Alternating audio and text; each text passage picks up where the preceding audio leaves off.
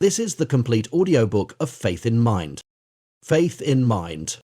The supreme way is not difficult, if only you do not pick and choose.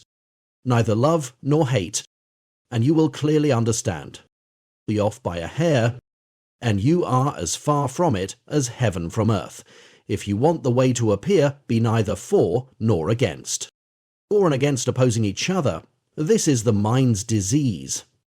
Without recognizing the mysterious principle, it is useless to practice quietude. The way is perfect like great space, without lack, without excess. Because of grasping and rejecting, you cannot attain it. Do not pursue conditioned existence. Do not abide in acceptance of emptiness. In oneness and equality, confusion vanishes of itself. Stop activity and return to stillness, and that stillness will be even more active. Merely stagnating in duality. How can you recognize oneness? If you fail to penetrate oneness, both places lose their function. Banish existence and you fall into existence, follow emptiness and you turn your back on it. Excessive talking and thinking.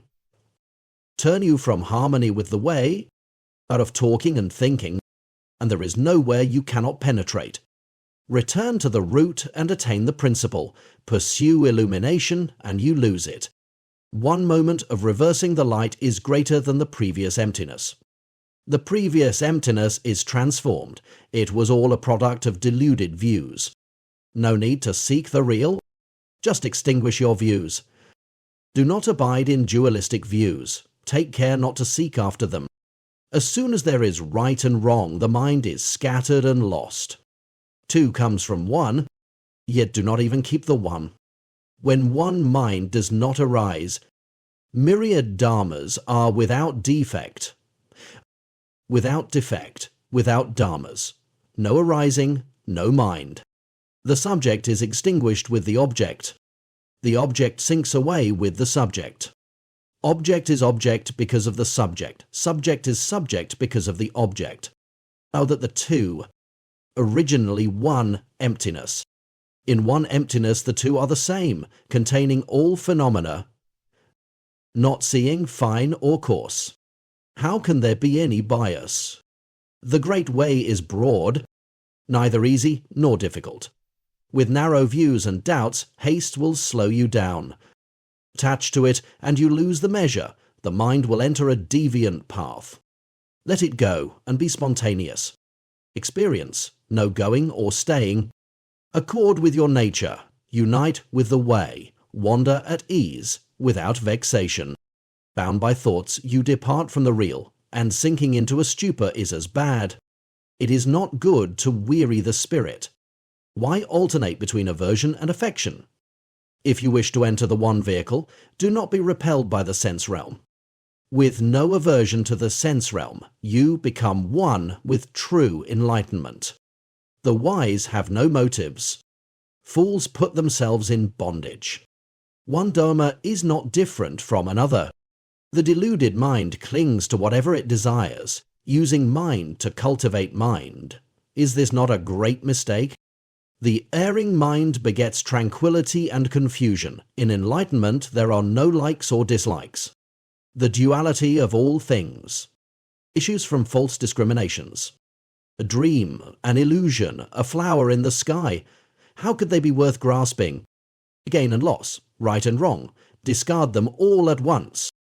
If the eyes do not close in sleep, all dreams will cease of themselves.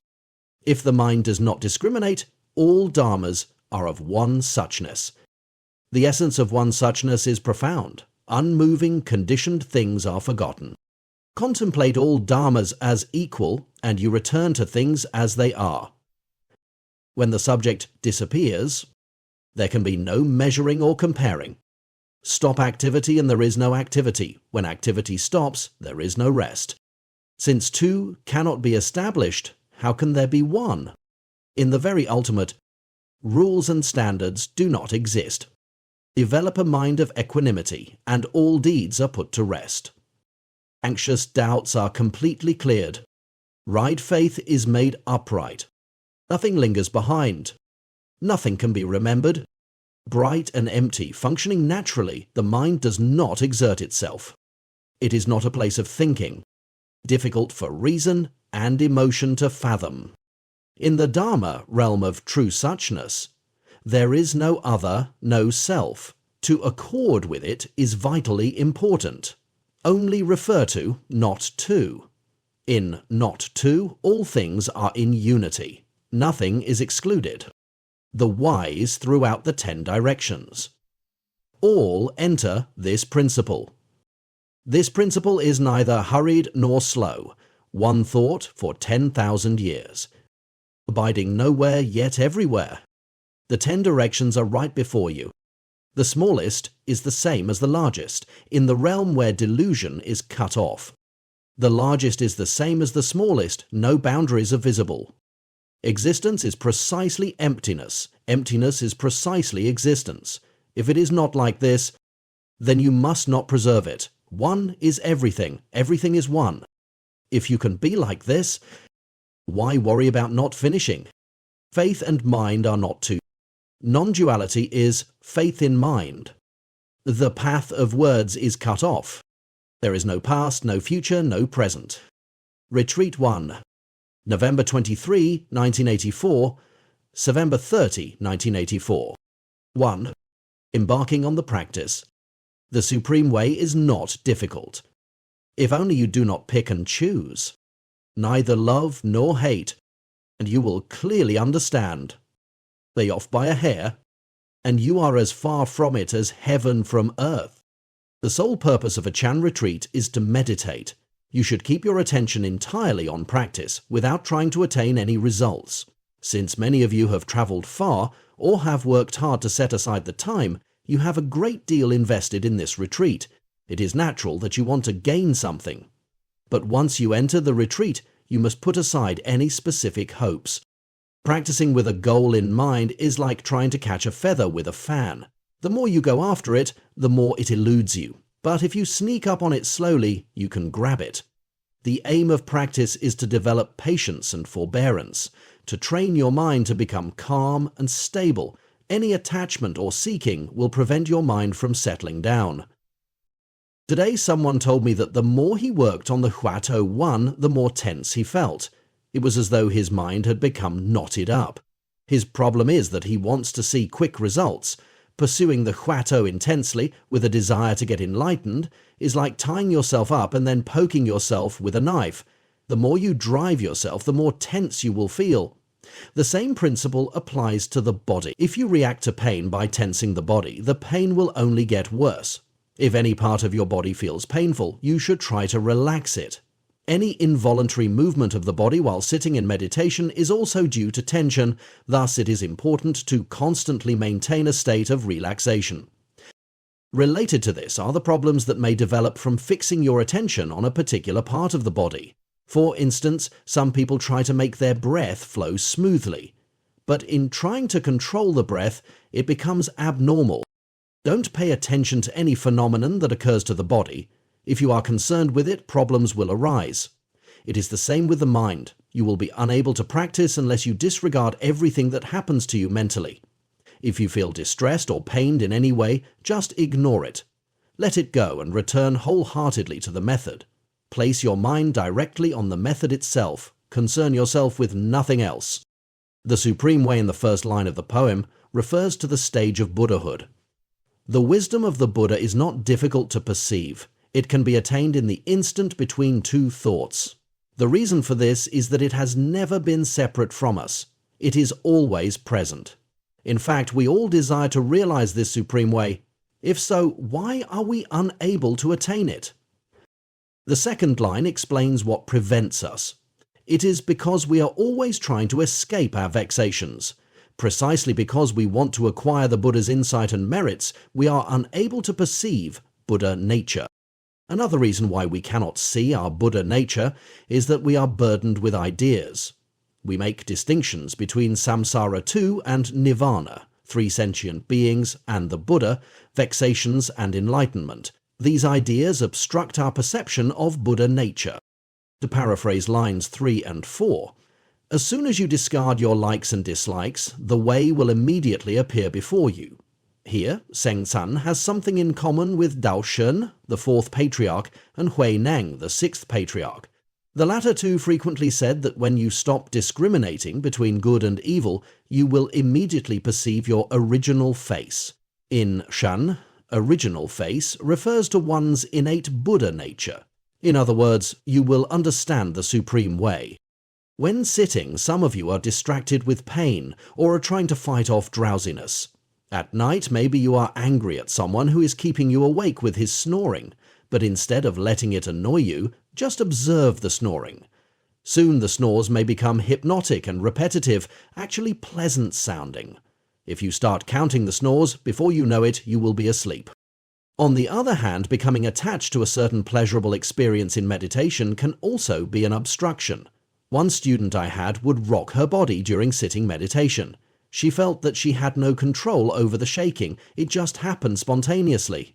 Actually, this was not caused by any physical tension, but by a subconscious motive. The rocking was comfortable to her. You cannot practice effectively if you give in to such things. By examining them, you will be able to control the mind. Holding on to various likes and dislikes keeps you apart from the way. Discarding them will bring you in accord with the way. But if there is the slightest misconception about this, the distance between you and the way will be as great as that between heaven and earth. Don't misinterpret this and think that since you are not supposed to attach to likes and dislikes, you should therefore not cultivate the way. With this attitude, it is useless to come on a Chan retreat. When you first set out to practice, you will definitely have a goal in mind. You may be frustrated with your present condition and aim either to change yourself or to improve your circumstances. Certainly there is something you hope to achieve by practicing. You cannot just practice aimlessly. So, practice itself implies some intention or desire. To fulfill your original intentions, you must constantly keep your mind on the method of practice. But as you focus on the method, you should not be thinking of what you want to accomplish, what level you want to reach, or what problems you want to get rid of. Instead, your mind should be exclusively applied to the method itself, free from all other motives. There is a saying that is useful for practitioners: put down the myriad thoughts. Take up the practice. The myriad thoughts are scattered, random, extraneous concerns. The practice is your method of cultivation. When your mind wanders to extraneous concerns, put them down as soon as they appear. But should you treat the method in the same way as a wandering thought, putting it down as soon as it appears? No. From moment to moment, put down extraneous thoughts and return your mind to the method of practice. One time I asked a student, "Are you having many extraneous thoughts?" He replied, "Not too many." I said, "I'll bet I know one of them. You're thinking of your girlfriend all the time, aren't you?" He retorted, "How can you say that?" After the retreat, he said, "Originally, I wasn't thinking of my girlfriend at all, but after Shifu Fo mentioned her, I couldn't stop thinking of her." I told him that he hadn't seen through his problem yet. He may have thought that his mind was not on his girlfriend, but his concern was still there. Perhaps you try to put down extraneous concerns, but find that you just can't. Every time you put one down, it comes back again. This upsets you. You keep telling yourself, "Put it down, put it down." Actually, it doesn't matter if you can't put it down. If you eventually get to the point where you say to yourself, "It doesn't matter if I can't put it down," then you will be putting it down. You should not fear failure, neither should you embrace it. You may conclude that the retreat is just not going well for you. Your body is uncomfortable, your mind is in tumult, you are unable to control yourself, you haven't made the proper preparations. So you think, why not forget this one and leave tomorrow? Maybe I'll try again the next time. But don't succumb to this defeatist attitude. 100 birds in a tree are not worth one bird in the palm. If you let go of that one bird to go after the 100, you will end up with nothing. Even though you feel unprepared and doomed to failure, being here still presents a wonderful opportunity to practice. 2. Overcoming like and dislike. If you want the way to appear, be neither for nor against. For and against opposing each other, this is the mind's disease. If you want the Buddha way to manifest before your eyes, it is a mistake to harbor any preferences or aversions. This includes anything you hope to acquire, keep, discard, or avoid.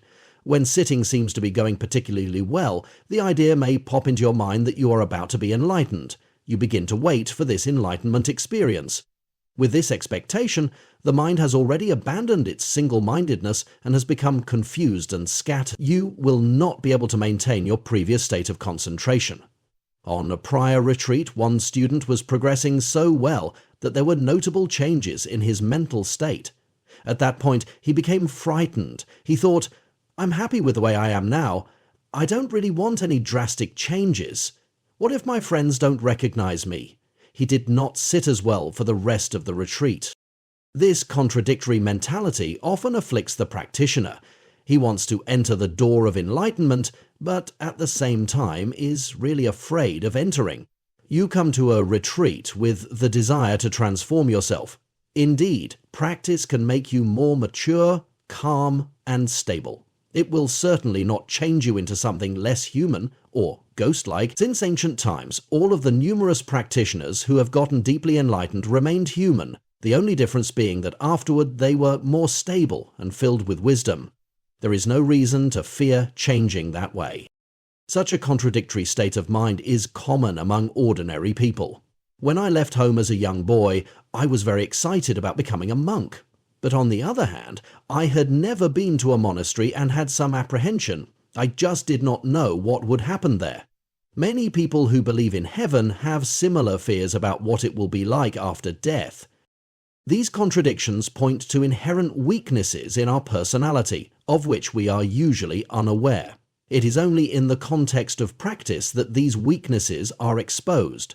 Once we discover and understand our weaknesses, we can prevent them from further obstructing our practice. Though for and against are opposites, they are also very much related. If there is something that you like, there must be something else that you dislike. And if you cannot get what you like, you will change your mind and dislike it.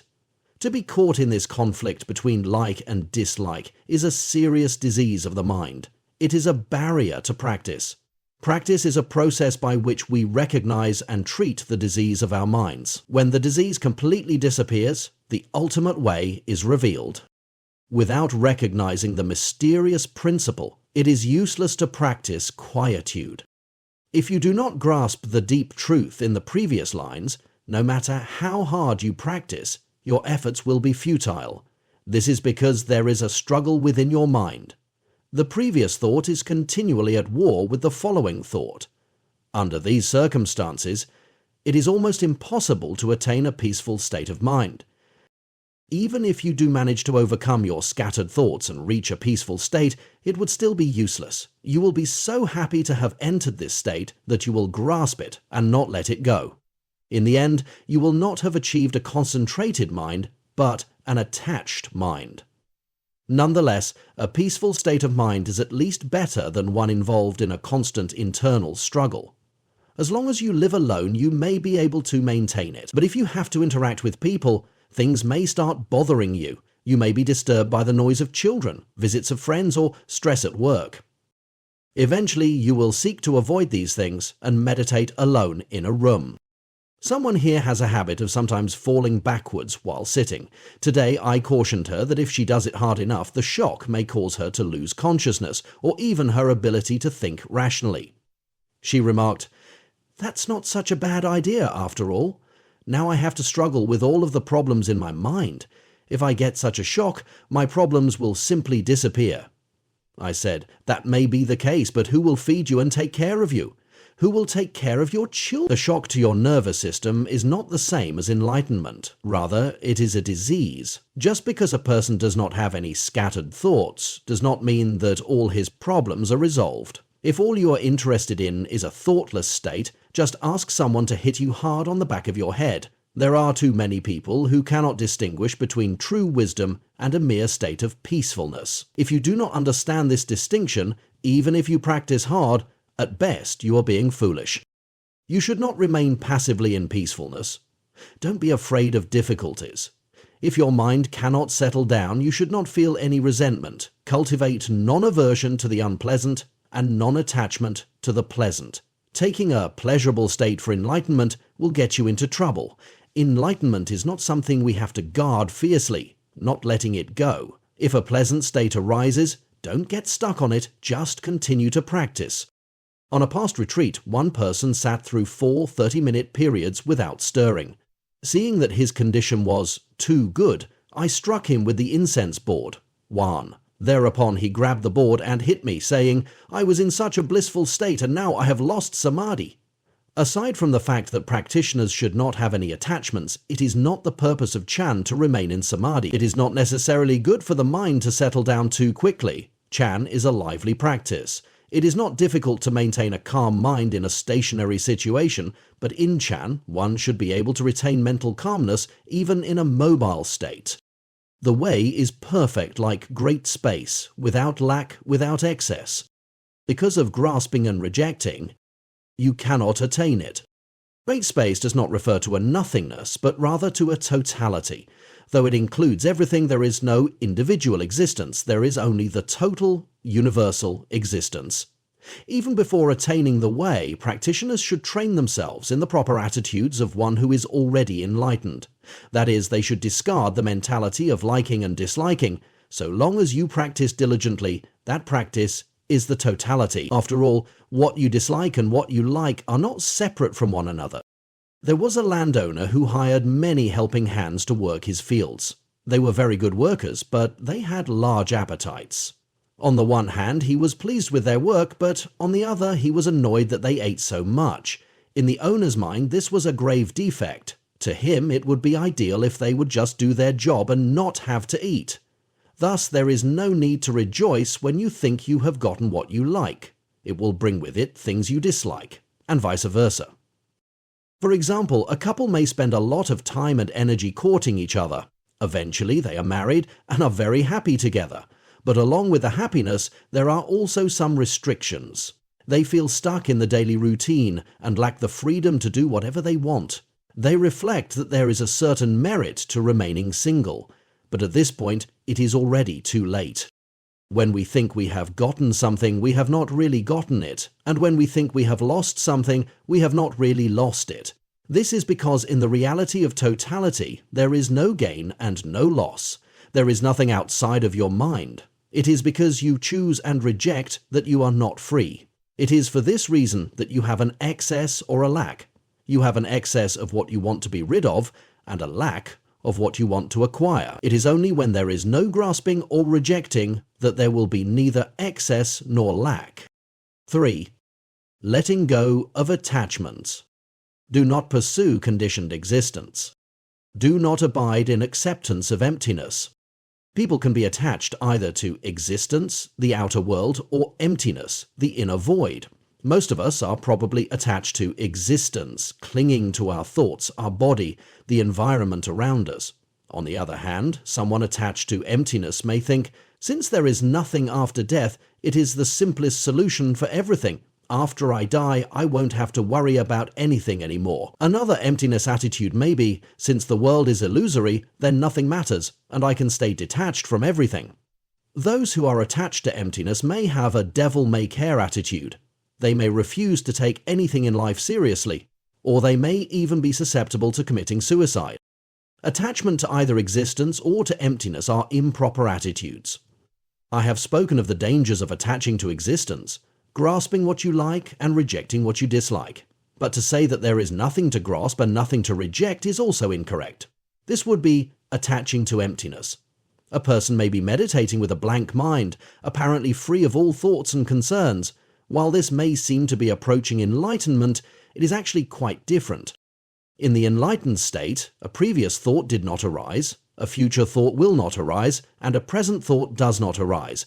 But someone in the blank state is just sitting there, not thinking about or doing anything. In fact, he is not practicing. Indeed, he does have a thought, which is, the previous thought arose, but it does not matter. A future thought may arise, but again, it does not matter. As to the present thought, let it be. This person may think that he has no attachment to his thoughts, but actually this is far from a true state of enlightenment. This kind of state is called stubborn emptiness, as opposed to true emptiness, which is a lively state of mind, full of awareness. If you practice to a point where you feel very tranquil, stable, and comfortable, that would be a peaceful state of mind. The best you can attain in this peaceful condition is a high samadhi state in the formless realm called the emptiness samadhi. But if you become attached to such a state, you would never see your self-nature. This would be considered an outer path practice. In oneness and equality, confusion vanishes of itself. Perceiving that all is one means making no distinction between sage and sentient being, or between subject and object. This is another way of describing the totality of space. When you experience everything as equal, all distinctions will naturally disappear. While remembering not to abide either in existence or emptiness, you should also know that existence and emptiness are not separate. Yet is everything really the same? Once I said that the Buddha sees all sentient beings as the same, and is aware of every single thought in the universe. Someone raised the point that if the Buddha's mind was constantly being bombarded with such a tremendous influx of thoughts, it would not be a very comfortable state. This would mean that the Buddha's mind is like a garbage can, and the thoughts of all sentient beings are being dumped into it. It would be a heavy burden on the Buddha. If you take a snapshot with a high-quality camera, everything in front of the lens will be imprinted on the film in minute detail. You can see the tip of each blade of grass and the outline of every leaf. Yet the camera does not think, "How annoying, all this junk is trying to get my attention." No. In one shot it takes in everything without making distinctions among the objects, whether they are good or bad, long or short, green or yellow. But just because the camera does not make distinctions does not mean that the images on the film will appear confused or in the wrong order. On the contrary, everything is there clearly and in place. The Buddha's mind is like this. Having an equal mind means that there is no conception of relativity between things. Everything is absolute in the sense that there is no separation between you and others, between past and future. Because you see everything as equal, you would not choose one thing over another, yet as soon as there are no longer any differences, it is as if existence simply disappears. For example, if everybody were male, the label men would no longer be meaningful, since its only purpose is to distinguish men from women.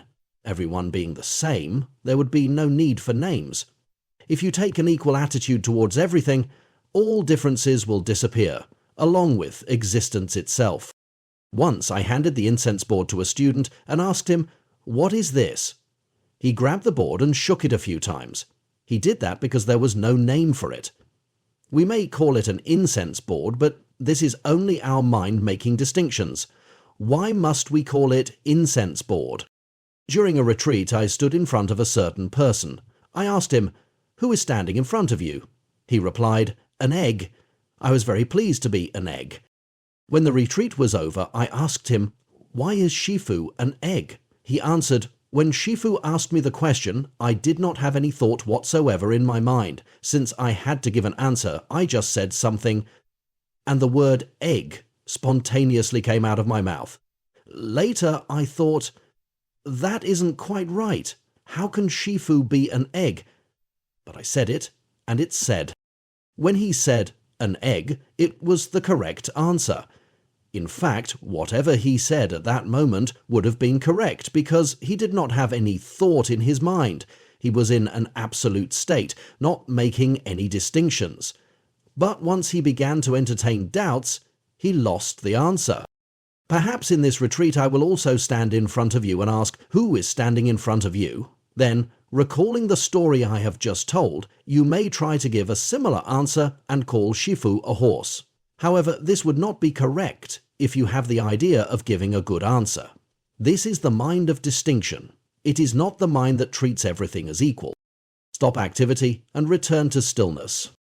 And that stillness will be even more active. Originally, your mind may be in a relatively stable state, but when you realize that your mind is not completely unmoving, you may try to make it even calmer. However, the effort to still your mind will cause it to become more active. The mind that makes no distinctions is unmoving. There are no ups and downs. If you tried to eliminate the ups and downs, it would be like observing a pan of water. There are gentle ripples on its surface, but you want the surface to be completely still, so you blow on the water to flatten it out. This creates more ripples. Then you press the water with your hands to stop it from moving. The outcome is even more agitation. If you were to leave the water alone, the ripples would eventually subside and the surface would be still. Common sense tells us that we cannot force the water to become calm. When it comes to practice, however, it is difficult for us to apply the same principle. When practicing, it is sufficient to just keep your mind on the method. It is unnecessary to reflect upon how well you are doing or to compare whether you are in a better state now than you were half an hour ago. During the evening talk, I may ask you, how are you doing today? At this time, you are allowed to express your feelings, but when you are practicing, you should definitely not investigate your mental state and judge your practice. Someone said to me, "Shifu, I feel very ashamed. I come to retreat time and again, and yet I never make any progress." I said, "The very fact that you are still coming to retreat and practicing is proof that you are making progress." Practice with an equal mind and don't distinguish between good and bad. Do not compare your condition before and after the retreat or judge whether the method you are using is right or wrong. If you find you cannot use the method, you may change it, but first understand why you cannot use the method. You should not let curiosity dictate your practice. Playing with one method today and another tomorrow, or switching methods from one sitting to the next, you should see that there are no real differences between the various methods. Hold on to one method and go into it as deeply as possible. This is like your love relationships. When you love someone, you should persist in that relationship and not continually change partners. Likewise, keep to one method and do not keep changing your conception of practice. To change frequently will give you only trouble. Fourth, unifying the wind. Merely stagnating in duality. How can you recognize oneness? If you fail to penetrate oneness, both places lose their function. Whenever you make distinctions, your mind is in opposition.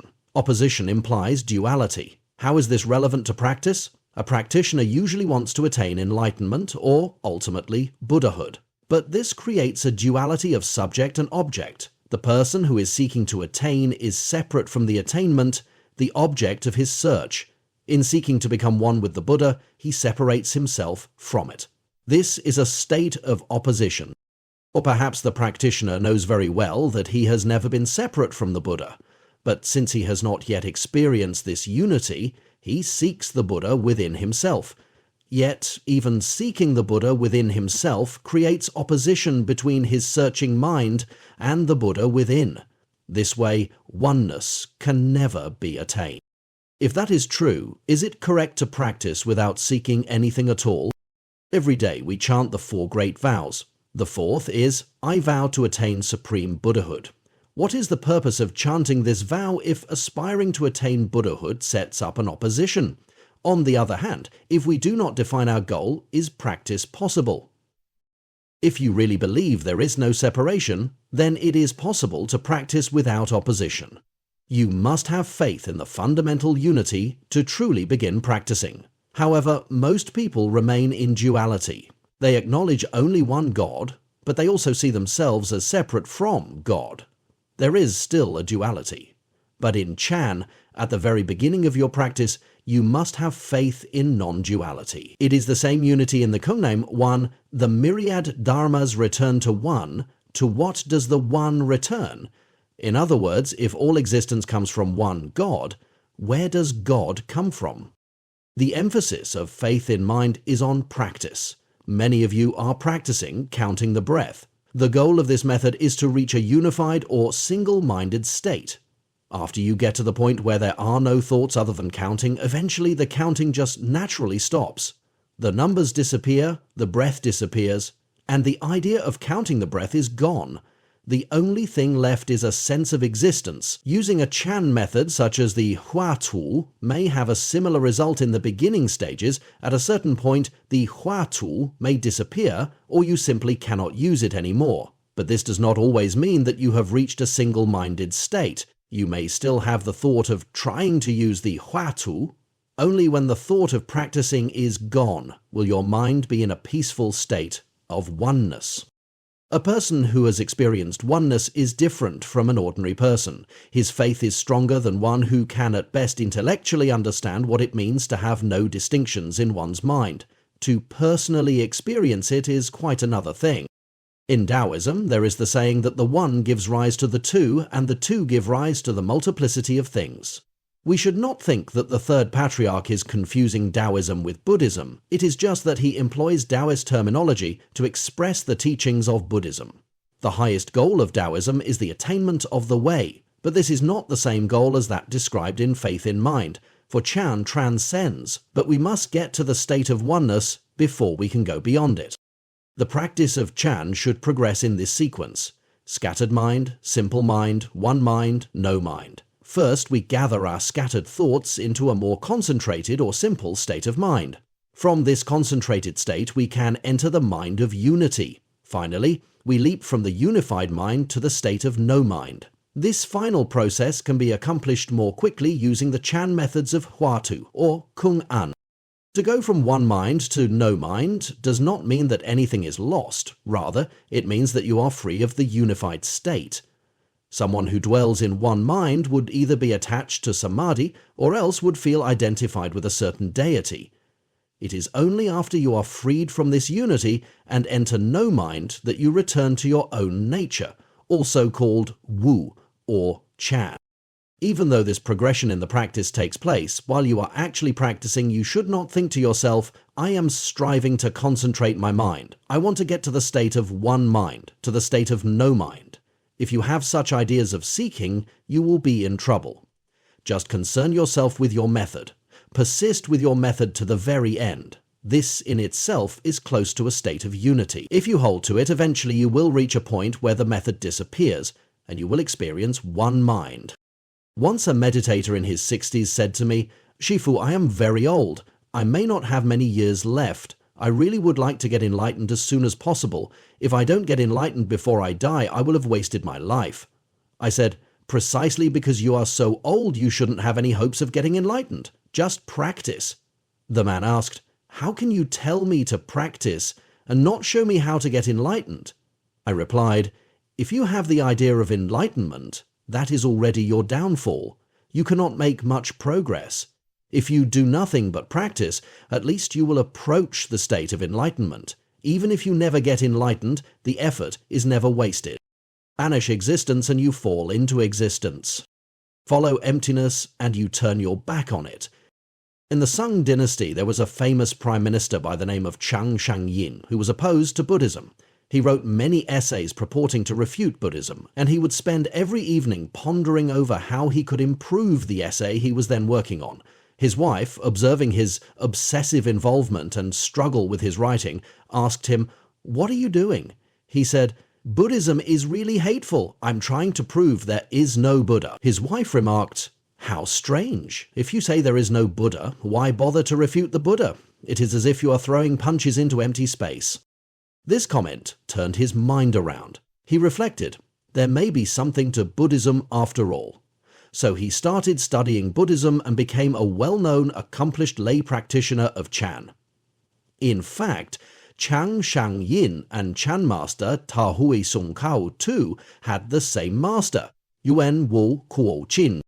Thus, if you try to destroy something, you are still bound up by it. For instance, suppose you try to clear a blocked pipe by pushing another object into it. Whatever was originally in the pipe is pushed out, but the new object is now blocking the pipe.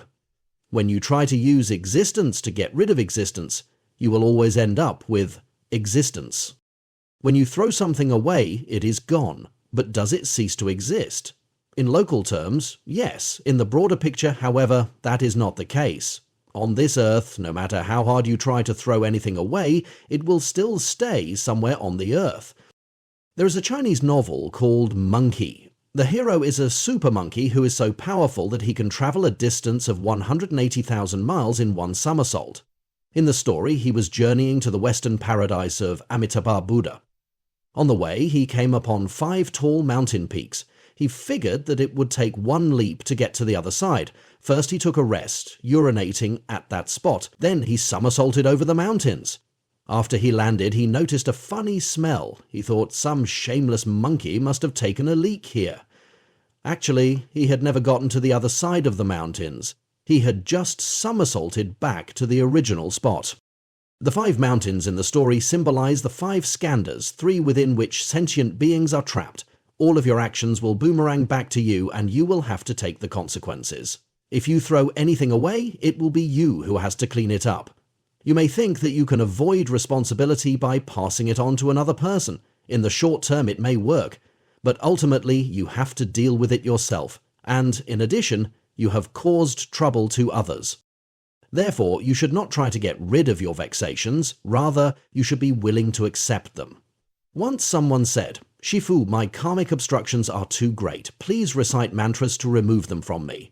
I replied, "And what will happen to these karmic obstructions when I remove them from you? Should they become Shifus? If you have difficulties, you should not consider them problems. If you are obsessed with these difficulties and try to eliminate them, you are only getting yourself into greater trouble." Those who have just begun to practice experience many problems with their bodies and minds. They are constantly saying, "I have to overcome all these problems." But in trying to eliminate their problems, they struggle. This is what is meant by banish existence and you fall into existence. The second line, follow emptiness and you turn your back on it, refers to practitioners who have experienced certain breakthroughs and are approaching the state of emptiness. They may think, "I have eliminated all vexations, I no longer have any ignorance or attachment." But staying at this level would be considered outer path practice. The best these practitioners can do is reach the emptiness samadhi, the highest level of the formless realm. I have known many people who were extremely diligent and took their practice very seriously in the beginning, but gave up too soon. It is just as if when one side senses it is losing the battle, suddenly all resistance is gone and they are defeated very quickly. As long as everything is going well, they continue normally, but as soon as something goes wrong, everything simply collapses. So it is with certain practitioners who have been working hard and then suddenly stop completely. They feel that practice is basically useless. They think it is a great deception because they have put a lot of energy into overcoming their problems and have not eliminated them at all. In fact, their efforts have only increased their mental vexations and have created physical ones as well. Because of this, many people consider serious or energetic practice demonic. They think it is not normal to devote oneself so completely to practice. Such criticism is usually unjustified. However, it is true that a practitioner who does not know what he is doing may get into deep trouble, especially without proper guidance. He may not be in a demonic state, but very likely his practice cannot last long. It is good to have a diligent and objective attitude towards practice, but to be attached to the idea of overcoming your problems will only lead to further trouble. 5. Stilling words and thoughts. Excessive talking and thinking turn you from harmony with the way. Cut off talking and thinking, and there is nowhere you cannot penetrate. People like to talk, especially if they feel lonely. Those who tend to talk non-stop generally have difficulty with practice, and also make it difficult for others to practice. In our Chan retreat, talking is forbidden, but there are still some people who cannot resist covertly saying a few words. Others honor the rule and refrain from speaking, but that does not mean that they are not talking to themselves. All day long, while they are sitting, they come up with a theme, and then carry on a conversation with themselves. They ponder over all sorts of issues. Once a certain writer attended a retreat. During the first day, he came up with the idea for a novel. While sitting, he sketched out the plot and the various characters. In the private interview the next day, I asked him how he had been doing, and he said, "I've been making plans for my new novel." I said to him, "Perhaps you should go home and start writing your novel now. Otherwise, by the end of the retreat, you will have forgotten all the great ideas you have come up with." If you talk too much, either with your mouth or in your head, it will be difficult to make progress. When you find it hard to concentrate, it is very easy to start talking to yourself. You may not even be able to control it. There is a deeper interpretation of these 4 lines. You should not try to use logic or theory to answer certain questions in your practice. Some examples are, why have I come here for a retreat? What is the purpose of practice? What is enlightenment? If you get involved in this kind of questioning to justify your practice, then you simply cannot practice. After a few days of practice, many people completely stop thinking about themselves and their outside affairs. However, they keep dwelling on my words. Whatever I say is meant to guide your practice, but when you are actually practicing, you should just use the method and not think about what I may have said. The less you talk to yourself, the closer you will be to the highest way. Who once told a student, "You really have to practice very hard to overcome ignorance." For 2 sitting periods, she was constantly thinking, "How am I ignorant?" Unable to contain it any longer, she got up and said to me, "I can eat, I can sleep, so I am really not ignorant." I said, "Look at a dog, a cat, a mosquito. They can eat and rest. Are you saying that they don't have any ignorance?" Then she said, "Tell me what to do so that I won't be ignorant." I said, "Try to meditate and recite the Buddha's name." She went back to her cushion and meditated on the Buddha's name, but again she thought to herself, "Since I am here meditating and reciting the Buddha's name, I am not ignorant." After another 2 periods, she came to me again and said, "In fact, I don't have any problems. I have been sitting here feeling very comfortable. It is you who have vexations." Her problem was that although she took my words seriously, she would turn them over and over in her mind, instead of actually applying the method during practice. It is only when you no longer have any words or thoughts that the perfect way will manifest before you, and there is nowhere you cannot penetrate. The meaning is not that you can go anywhere, but that there is no need to go anywhere, because in the state of no words and no thoughts, you are in the midst of anywhere and every place. How do you get to the state of no words and no thoughts? By picking up the method and putting down your attachment to other things. Return to the root and attain the principle. Pursue illumination and you lose it. One moment of reversing the light is greater than the previous emptiness. In practice, you may try to penetrate to the emptiness of phenomena, but as long as illumination is directed towards outward appearances, you miss the primal source. It is only by turning the illumination inward that you return to the source and get to the meaning of all things. If you can do this, even for a split second, you will transcend the state of emptiness. The source, or root, is Buddha nature. How do you return to the root? By letting go of all words and thoughts and eliminating all grasping and rejection.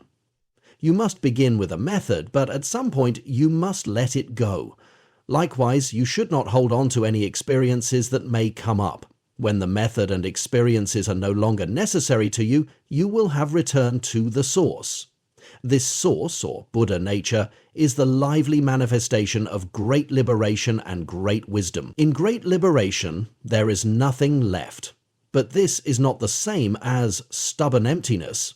Liberation goes beyond both emptiness and form. The previous emptiness is transformed. It was all a product of deluded views. Practitioners often go from attachment to existence to attachment to emptiness. If one thinks that emptiness is true wisdom or liberation, under this delusion one cannot attain the ultimate. It is natural for people to become attached to their experiences. One student who sat very well last night tried to repeat the experience today by recalling exactly what he did that resulted in that great sitting. But today, the sitting went very poorly. This was due to his greed for the experience. No need to seek the real. Just extinguish your views. We should not seek Buddha nature or enlightenment. Rather, we should let it come about naturally. Such questions as, "When will I get enlightened?" or "Is there a Buddha nature?" will take you even farther away from Buddha nature, which is a totality and not something you can grasp. Buddha nature is in the totality of your own self. Why should it be necessary to try to attain it? And how can you get hold of it? Don't practice with the thought of reaching Buddhahood, just put forth your best efforts. Retreat 2, December 21st, 1984, January 1, 1985. 6. Giving up expectations. Do not abide in dualistic views. Take care not to seek after them. As soon as there is right and wrong, the mind is scattered and lost. Dualistic views refer to the discriminating mind. They include any doubts about the correctness of your method or whether your decision to attend this retreat was a right or a wrong one. If you lack faith, you will doubt the method you are using. On the other hand, if your confidence is too strong, then you will be expecting something out of the practice. Neither extreme is beneficial. To come to a retreat merely out of curiosity shows a lack of faith in yourself and in the practice. It would be impossible for you to get good results. From the very beginning, you are denying yourself the possibility of doing well on retreat. At the same time, you may harbor certain resentments, you may get annoyed at the people around you, or even at your own body when your legs cause you pain. You may be critical of the food or the style of the retreat. Having too much faith in yourself is likewise a problem. Someone who was extremely confident came to one retreat. He was highly intelligent and a top student. He thought, if a person like me cannot get enlightened, then who can? After one day of practice, his back ached, his legs hurt, and he began to question if this was the way to get enlightened. One evening in the Chan hall, he heard me say, "If you can do it, sit through the night." He concluded that in order to get enlightened, he should forego sleep. By midnight, his eyes were heavy, but he forced himself to continue sitting. After 3 days of this, he was totally exhausted, and he said to me, "Now I have some idea of this enlightenment you are talking about. Basically, you just have to go without sleep." Practice is like cooking rice. If you use a gentle flame, the rice will be perfect and easy to digest, whereas with a high flame, it will burn before it is done. One should practice with a very relaxed attitude. If you do not abide in duality, neither having too much nor too little confidence, then what should you do? You have not come here to get enlightened, but to practice. It is not important whether you have a good grasp of the matter and can enter the practice deeply or not. Just do not have any doubts about the method or whether you have the right stuff to practice. Do not underestimate yourself. If others can practice, then at least you can try. The student who did well on her first retreat came a second time. At first, everything went fine, but then a problem arose.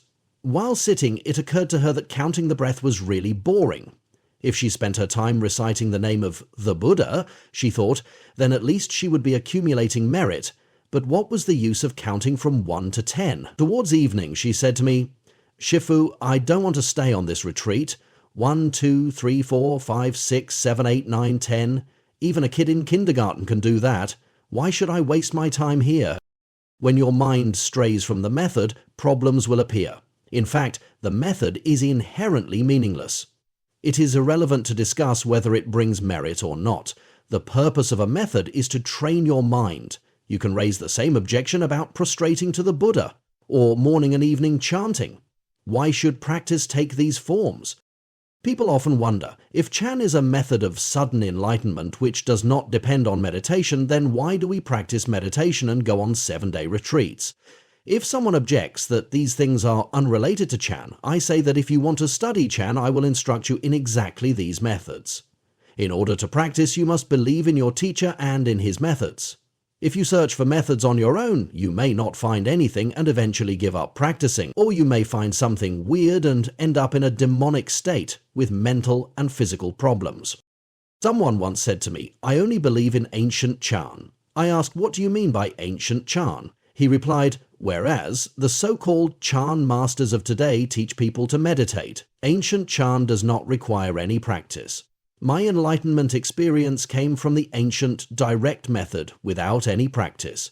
I've been to many masters looking for one who would confirm my experience. Unfortunately, I have been unsuccessful so far." He was not actually interested in studying with a master, but in obtaining the credentials to spread the Dharma on his own. After a brief conversation, I realized that this person was not quite straight in his mind, and said to him, "I'm not enlightened myself, so how can I tell whether you are enlightened or not?" He said, "Strange. If you say you are not enlightened, then how can you teach Chan?" I said, "I may not be enlightened myself, but I can teach others to get enlightened. For example, it is not necessary for a cardiologist to have heart problems to treat others successfully." He said, "In that case, am I capable of teaching Chan to others?" I replied, "Since I don't know anything about you, I can't answer that question. Meditation should just be a part of life. If you have other motivations, it will lead to problems. When you approach the practice with any expectations, you will not be able to sit well. Not only should you not have any expectations of getting enlightened or becoming a Chan master, but you should not even expect to be free from your pain. Do not hope that your legs or back will stop hurting. Do not try to overcome the pain as if you had to burst through a barrier. Simply accept the pain. You may not feel very happy about it, but at least do not resent it. If you cannot accept it, then ignore it and turn your mind to the method. When the pain becomes too great to ignore, place your attention on the pain itself. Disassociate yourself from the part of your body that is painful. Let it ache away. If you can take this attitude, eventually it will go away. When you really get into the practice, all bodily sensation will disappear.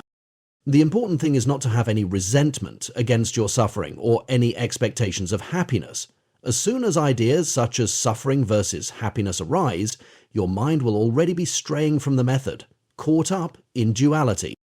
You are all aware that this center is not an ideal environment for practice. The neighbors hammer against the walls. Outside there is a continual stream of traffic and aeroplanes passing overhead, yet even in the midst of this noisy and crowded world we are given a small area to practice. So we should not let our minds be distracted by what is going on outside, or by what comes in contact with our senses. On retreat, you are living with many people, which may create an uncomfortable environment. You don't feel free or find it as convenient as at home. On the other hand, the presence of others will encourage, almost force you to practice. Even if you are not practicing energetically, at least you will make an effort to appear to be practicing. When people sit together, they can be of great benefit to each other. Whether you practice well or not, treasure this rare opportunity and do your best. 7. Beyond one mind. 2 comes from one, yet do not even keep the one. When one mind does not arise, myriad dharmas are without defect. In yesterday's talk, I cautioned against abiding in duality. Although we should not abide in duality, we still must hold on to the method. Method is that which helps us to unify our minds, to replace the constant stream of scattered thoughts. After the mind is concentrated by the method, we eventually reach a point where the method itself disappears and the mind is one. Today, someone said during the interview, "I have been practicing for quite a few years, but I have never had the experience of forgetting my body or my method disappearing." I said, "You should not be too anxious about it, just proceed naturally. The state of one mind has to come about naturally. Naturally, the method will leave you behind. It is not for you to think of leaving the method behind. The state of one mind is not easy to attain. But today I will go one step further and say that even the one mind has to be transcended and left behind. In the Avatamsaka Sutra, there are the following 2 lines. With no exception, everything comes from the Dharma realm. With no exception, everything will return to the Dharma realm. Everything is generated by the One and will eventually return to the One. This concept can be found in both Oriental and Western philosophy. But in Buddha Dharma, even that state is not good enough. A disciple of Chalcho once asked his master, "If the myriad dharmas one return to one, to what does the one return?" Chalcho answered, "In Chengchu I had a robe made, weighing 7 pounds. To be attached to the one can either take the form of pure materialism or monotheism. But in the course of practice, it is necessary to first get to the one. It is only then that you realize that even this one is not ultimate. It is still on a worldly level. Only when you can transcend this unified state will you reach genuine Buddha Dharma. You begin by concentrating the scattered mind. To say that the mind is concentrated does not mean that it is in a unified state, because there is still a distinction between subject and object, between you and the method. But when the method drops away, your mind will be very clear, without any thoughts, and you are left only with a sense of your own existence. This is the state of one mind, also called samadhi. However, this is only an elementary level of samadhi, and if you continue on the same course, you can get into ever-deepening samadhi states. However, Chan practitioners do not dwell in samadhi, but attempt to drop even that state of one mind.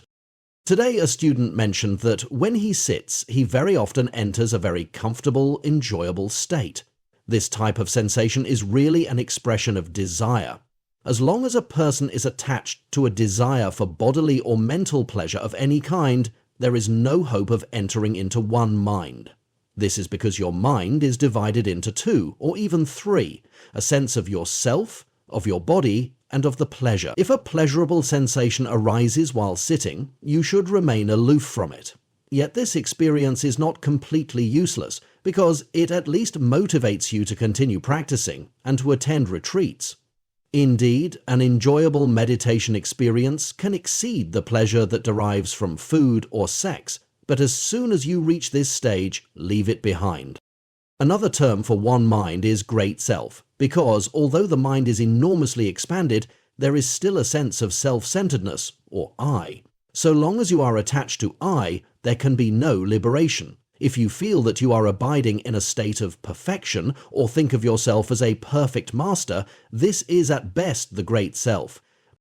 Thus there are two meanings of one referred to in this line, yet do not even keep the one. The first is samadhi, and the second is the great self. These are the highest states that can be attained from the practice of worldly dharma. From the point of view of Chan, even though a person may reach samadhi or the great self, he will still be in samsara, the cycle of birth and death.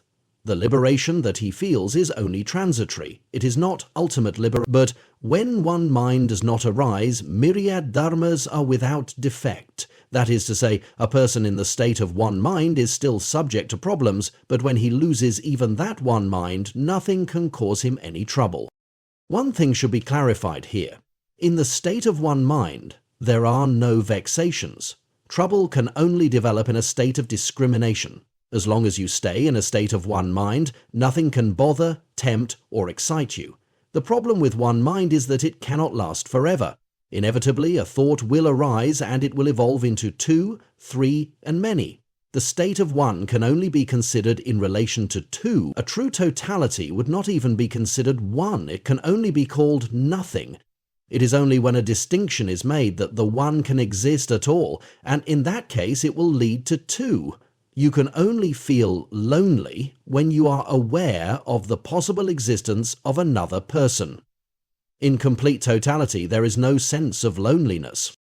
Without defect, without dharmas, no arising, no mind. No mind, or Chan, is a state of non-arising and non-perishing.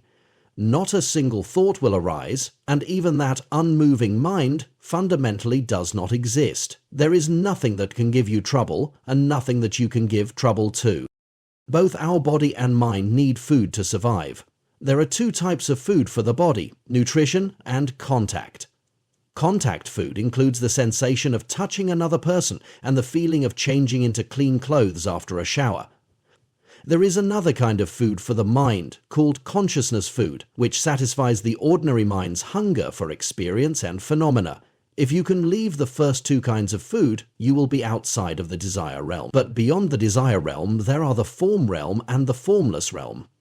To go beyond them, you have to free yourself from the food of consciousness. In the state of one mind, where only consciousness exists, you may have transcended the desire realm but are still in samsara. Only when you are free from all three types of food will you enter no mind and be outside samsaric realms. 8. Illusions. The subject is extinguished with the object. The object sinks away with the subject. The mind dharma cannot arise by itself or function alone. It always coexists with the form dharma. The Zen expression, one hand clapping, illustrates the impossibility of such a thing. The mind can only be found in the realm of mental objects. Once Master Nanchuan went to the farm of the monastery where he was abbot. The previous night, a local earth deity informed the farmers of Nanchuan's impending visit, so they had prepared a welcome feast. He asked them, "How did you know I was coming?" They answered, "Last night the earth deity told us you were coming today." Upon hearing this, the master said, "I am really very ashamed. My practice must be quite poor that even deities manage to peep into my mind." He meant that when he thought of going to the farm, the mind dharma had arisen in conjunction with the form dharma, or the concrete idea of the farm. When his mind moved, the deity was able to see it. The same master was meditating in a hut next to a river. One night he heard two ghosts conversing. One of them was rejoicing that his term was coming to an end because the next day someone would be replacing him. The second ghost asked, "Who will be replacing you?" He replied, "A man wearing an iron hat." The master wondered to himself who this person could be. The next day there was heavy rain, and the river rose to a higher level. The master looked out of his hut and saw a man about to cross the river. He had covered his head with a wok for protection against the rain. Immediately, the master knew that this was the man of the iron hat, so he cautioned him, saying, "Don't cross the river today. It's too dangerous." The man asked, "Why?" "Because the water is very deep and panning rapidly." The man listened to the old monk's advice and returned home. You must understand that in Chinese lore, water ghosts are prisoners until another person drowns and takes their place. That night, as he was meditating, the master heard the two ghosts again. This time the first ghost was complaining, "I have been stuck here for so many years, and I thought my chance for freedom had finally come. But now the old monk interfered and messed everything up. I'll show him what I can do." With that, the ghost broke a hole in the bank of the river so that the water would run down and cover the hut. The master realized that the ghost was trying to drown him. Suddenly he disappeared from sight. The ghost looked around, but the hut was empty. Actually, the master was still there and heard the ghost very clearly. He was invisible for the simple reason that his mind was not moving. It was not influenced by the environment, no longer tied to mental objects, which are shadows of the mind.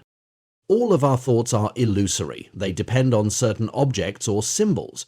If there are no objects, forms, or symbols in your mind, there would be no illusory thoughts. It is possible, however, to have an illusory thought that is considered right thought if you maintain this one thought continually without interference. For instance, counting the breath is in itself an illusory thought, but if you maintain it without a break, it would be the right thought, the method of your practice. On the other hand, if your thoughts are constantly changing, they would be considered wandering thoughts rather than right thought. But both of these situations are not the pure mind because your mind is still attached to mental realms. It is not the state of no mind, it is not even the state of one mind. With these mental objects in your mind, it would be difficult to control your next birth at the time of death. Instead, where you go will be directed by the thrust of your karma. Karma leads you in the direction of your strongest desire or attachment. Thus, your mind follows the mental realm that you are most attracted to. If your mind is free from the environment, not bounded by mental realms, then your next birth will not be dictated by karma, but rather by your own decision. Being free to go wherever you wish, you are outside of the cycle of birth and death. So long as your mind is filled with greed, hatred, or ignorance, you will be immersed in vexation and suffering. You will not even be reborn in the heavens, not to mention be liberated from birth and death. Heavenly states can only be attained by performing meritorious deeds with a minimum of desire. And you could not reach one mind, or samadhi, because of your strong attachment to certain objects. Thus, when you are practicing, all thoughts other than the method should be considered as demons, even if it feels like you have entered a heavenly state. Some people, as they are sitting, may suddenly enter a completely new world which is very beautiful and comfortable. Afterwards, they want to return to it in each meditation. They may be able to get into that state again, but nonetheless, it is an attachment. There are also other states that are terrifying. Such visions, good and bad, are generally manifestations of our own mental realms. Now we can understand why the methods of Kung An and Hua Tu are different than counting the breath, reciting the Buddha's name, or repeating a mantra. Though the latter are necessary in the beginning, they include relative objects, i.e., the breath, the Buddha's name, or the mantra. In these cases, the objects make up your mental realm, and where there is an object, there must be a subject, namely the self. But Kung An and Hua Tu are objectless methods of practice. Other than the method, there is nothing in front of you. For example, the question, "What is Wu?" one does not have an answer you can grasp. There is nothing behind the question. You are just using it as a method to practice. If there is no object, then what about a subject?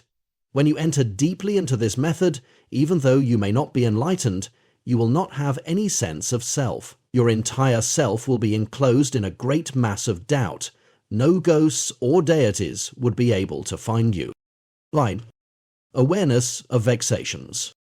Object is object because of the subject. Subject is subject because of the object. Know that the two are originally one emptiness.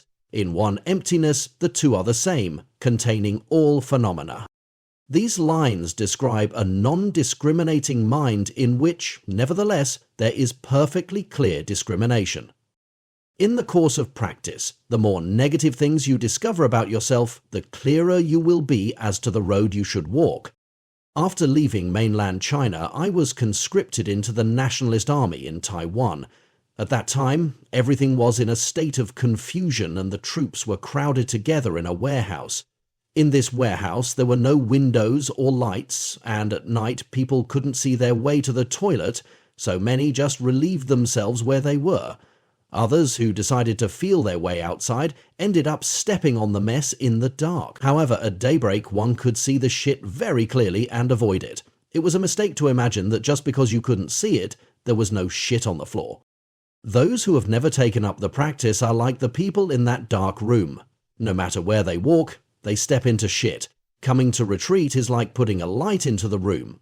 Maybe the light will only stay on for a minute, but at least you can see some of the problem areas. Gradually you will be able to tell exactly where the shit is and where it isn't. The more you know, the less likely you will step in it. But to get angry when you discover problems would just be adding trouble to trouble. It would be as if, after realizing you stepped on some shit, you did it again just to punish yourself. Retreats are like road repair. When there is a problem underneath the road, the workers break up the pavement in order to fix the cables, pipes, or whatever is faulty. After they finish the work, they pave over it again, and everything is just as it was before. Likewise, in order to make our own repairs, we have to break up the road and mess things up temporarily. Thus, discovering one's problems in the course of practice is very useful. But do these problems actually exist? Yes, the miseries of the retreat are quite real. You are truly tired and uncomfortable. You are definitely in this place and not some other. Yet you must look at non-existence from the point of view of existence. When you can't concentrate on the method, when you haven't gotten enough sleep, and when your legs are painful, it is all really happening. But originally your legs were not painful. If you stretch out your legs, they will no longer be painful. Thus, when you experience pain, you should keep in mind that it doesn't have a true existence. If it did, it would be there even when you were not meditating. Though some of you have trouble concentrating, it cannot be that during the entire retreat there has not been at least once when you could concentrate to some extent. If you can use your method even for a very short time, that already lets you know that your scattered mind does not have true existence. Do not be fearful when your mind is scattered, just recognize that it is temporary. But when you succeed in concentrating, is that mind real? Of course not. If the mind were truly concentrated, it could not become scattered again. Now, if both the scattered mind and the concentrated mind are unreal, that means there is originally no mind. If this is so, it should be very easy to progress in the practice. To be aware that mind does not exist will strengthen your faith. Even though you have not experienced no mind, so long as you have faith in the non-existence of mind, you can keep on practicing without any anxiety or disappointment. A small setback does not mean that you have failed. It is just that the time has not yet arrived. If you climb halfway up a mountain, you cannot say that you have failed. You just need to continue climbing until you reach the summit. One time I was in a car with a few people driving up a mountain. After 2 hours, I asked the driver, "What's going on? We don't seem to be getting anywhere on this mountain." He said, "Actually, we have reached the top. It was a very flat, gradual rise." Now let us look at existence from the point of view of emptiness. For example, a monk cannot say that women do not exist just because he does not have relationships with them. There is a story I often tell from the Kungans. A monk who was practicing Chan was being supported by an old woman who provided him with a hut and daily offerings of food. One day, she decided to test his practice. She told her beautiful daughter to bring the monk his food and then embrace him. The next day, the old woman asked the monk, "How did you find my daughter?" He replied, "Like dry wood leaning against a cold rock." With that, she grabbed a broom and shooed him away, saying, "All this time, I thought you were a man of Chan." Although this monk had reached a deep level of practice, he had not yet realized Chan. Being attached to emptiness, he denied existence. During a retreat, you can enter a state where you do not taste your food or know where you are walking. You do not recognize the person you are looking at. In this condition, your body follows the normal routine, but your mind is totally absorbed in the method. You have entered the great doubt sensation. Prior to this, when your mind is still scattered, I tell you to concentrate carefully on whatever you are doing and to maintain a total awareness of every action. When you are completely focused, you may slip into the next stage, where you lose awareness of your body even as it continues to function smoothly and automatically. The third level is a return to total awareness. However, unlike the first level, there are no scattered thoughts whatsoever. When you are eating, you are just eating. When you are sleeping, you are just sleeping. No more, no less. Originally, you had to work very hard on your method, but when you get to the second level, everything flows naturally. The practice just keeps moving like a ball rolling down a hill. At that time, even though you are practicing very well, you would not think of yourself as practicing. This is called the true existence of emptiness. That is to say, you feel that nothing exists, but your mind is really there, working on the method. The experience of one's method and body disappearing can be due to two factors. On the one hand, one can slip into a kind of nebulous state out of pure laziness. On the other hand, a person using the method very well is just like someone so accustomed to riding a horse that they forget the horse beneath them. This is a good phenomenon. A person who has arrived at enlightened mind is looking at existence from the standpoint of emptiness. Once a Chan Master was asked by his disciple, "If many calamities were to appear before you at once, what would you do?" The Master answered, "Red is not white and green is not yellow. Whatever it is, that's what it is." But isn't seeing whatever a thing is the way everybody sees things? During the Sung dynasty, China was invaded by the Mongols. When a band of warriors descended on a certain town, everyone fled, including the soldiers and the monks in the temples. When the Mongols entered the gates, they found that one Chan Master had remained. Thinking that he stayed behind as part of a plot, they brought him before their general. When asked why he did not flee, he said, "Everybody has to die sometime. I could die here, I could die there. Why should I flee?" The general asked, "You are not afraid of death?" The monk replied, "I would not say that I am hoping to die, but if my time has come, then that's that." The general said, "I'm going to kill you." The monk replied, "All right, but I want to tell you something first. Don't think that you are killing me. Is your sword capable of killing wind or water? If you slice into water, you just separate it for an instant and then it comes together again. If you cut off my head, you just separate it from my body. But your killing me is your own business. It has nothing to do with me because I neither desire nor fear death. That is to say, after enlightenment, everything exists, but not the self. We have talked of emptiness from the point of view of existence, and existence from the point of view of emptiness. Both existence and emptiness are existing and non-existing. Do you understand? Don't worry if you don't. If you truly grasp the meaning, you are already enlightened. 10. Making comparisons. Not seeing fine or coarse. How can there be any bias? Fine or coarse refers to the deepness or shallowness of practice. I have often cautioned you against comparing your practice with that of others or your own self at different times. Such comparisons are only subjective. Today someone burst out crying in the meditation hall. One person may have thought, "Oh, she's not doing so well." Another, "I think she's becoming enlightened." Or else, "Maybe she's going crazy." None of these thoughts may represent the true situation.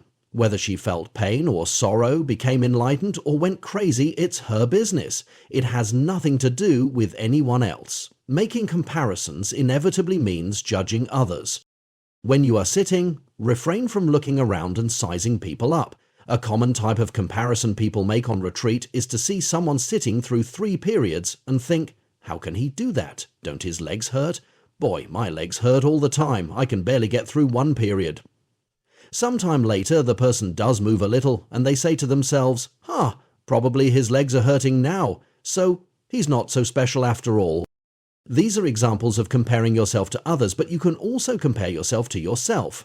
Perhaps you are having a miserable time from day one. Your legs hurt, you are generally uncomfortable, and cannot get into the spirit of practice. You feel plagued with problems, but there comes a day when suddenly you feel great. Your body is comfortable and your mind is calm. You are pleased by this change of affairs and say to yourself, "I finally got it." You have become so excited you can no longer meditate. Later, when your meditation is not as pleasurable, you may try to analyze how you sat so well that one time and why you are so uncomfortable now. Comparing good and bad is just deluded thinking. As long as you are immersed in these wandering thoughts, you will not enter the proper conditions for practice. Do not concern yourself with anything going on around you, nor should you be concerned with anything going on inside yourself.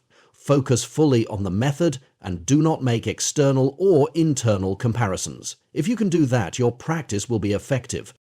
On the first night, I said that you must begin by isolating yourself. There are 4 stages of progressive isolation. First, isolate yourself from your affairs outside the retreat. Next, ignore the environment within the retreat itself. As far as you are concerned, you are the only person here. Take another step further and put aside all thoughts of the past and future. Finally, forget the thought that has just passed, all the thought to come. Narrow yourself down to the thought of the present moment. You are reduced to a tiny, tiny point which is concentrated on the method. Even so, a demon can come and grab you because you still have that minuscule point left. But if you can continue to focus on the method single-mindedly, it will be easy for you to depart from even that one thought. No matter how disturbing your surroundings or your inner mind, you should take clear note of it and avoid feeling any aversion. Any feelings of good or bad regarding the environment or ourselves are actually projections of our own deep-seated emotional attachments. Events and things have no intrinsic good or evil qualities.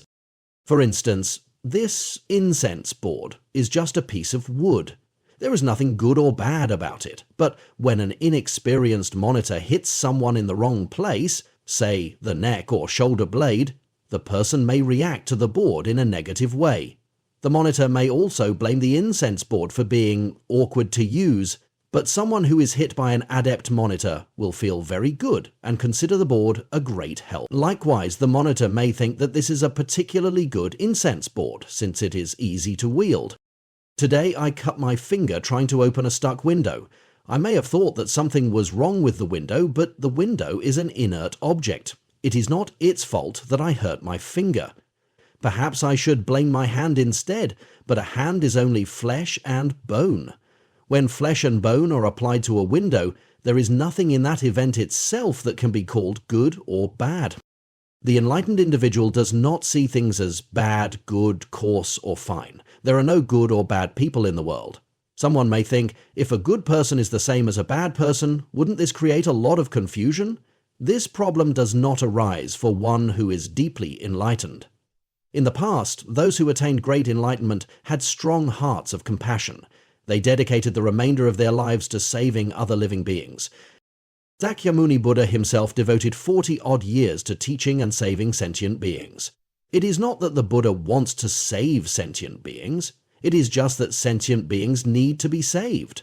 Whether or not he saves particular beings is not up to him, but up to the beings themselves. If there are beings that are capable of being saved, then the Buddha saves them. If there are those who are too difficult to save, then he does not save them. He does not blame them for being too difficult to save, nor does he condemn them to hell. This is not the attitude of the Buddha or the patriarchs.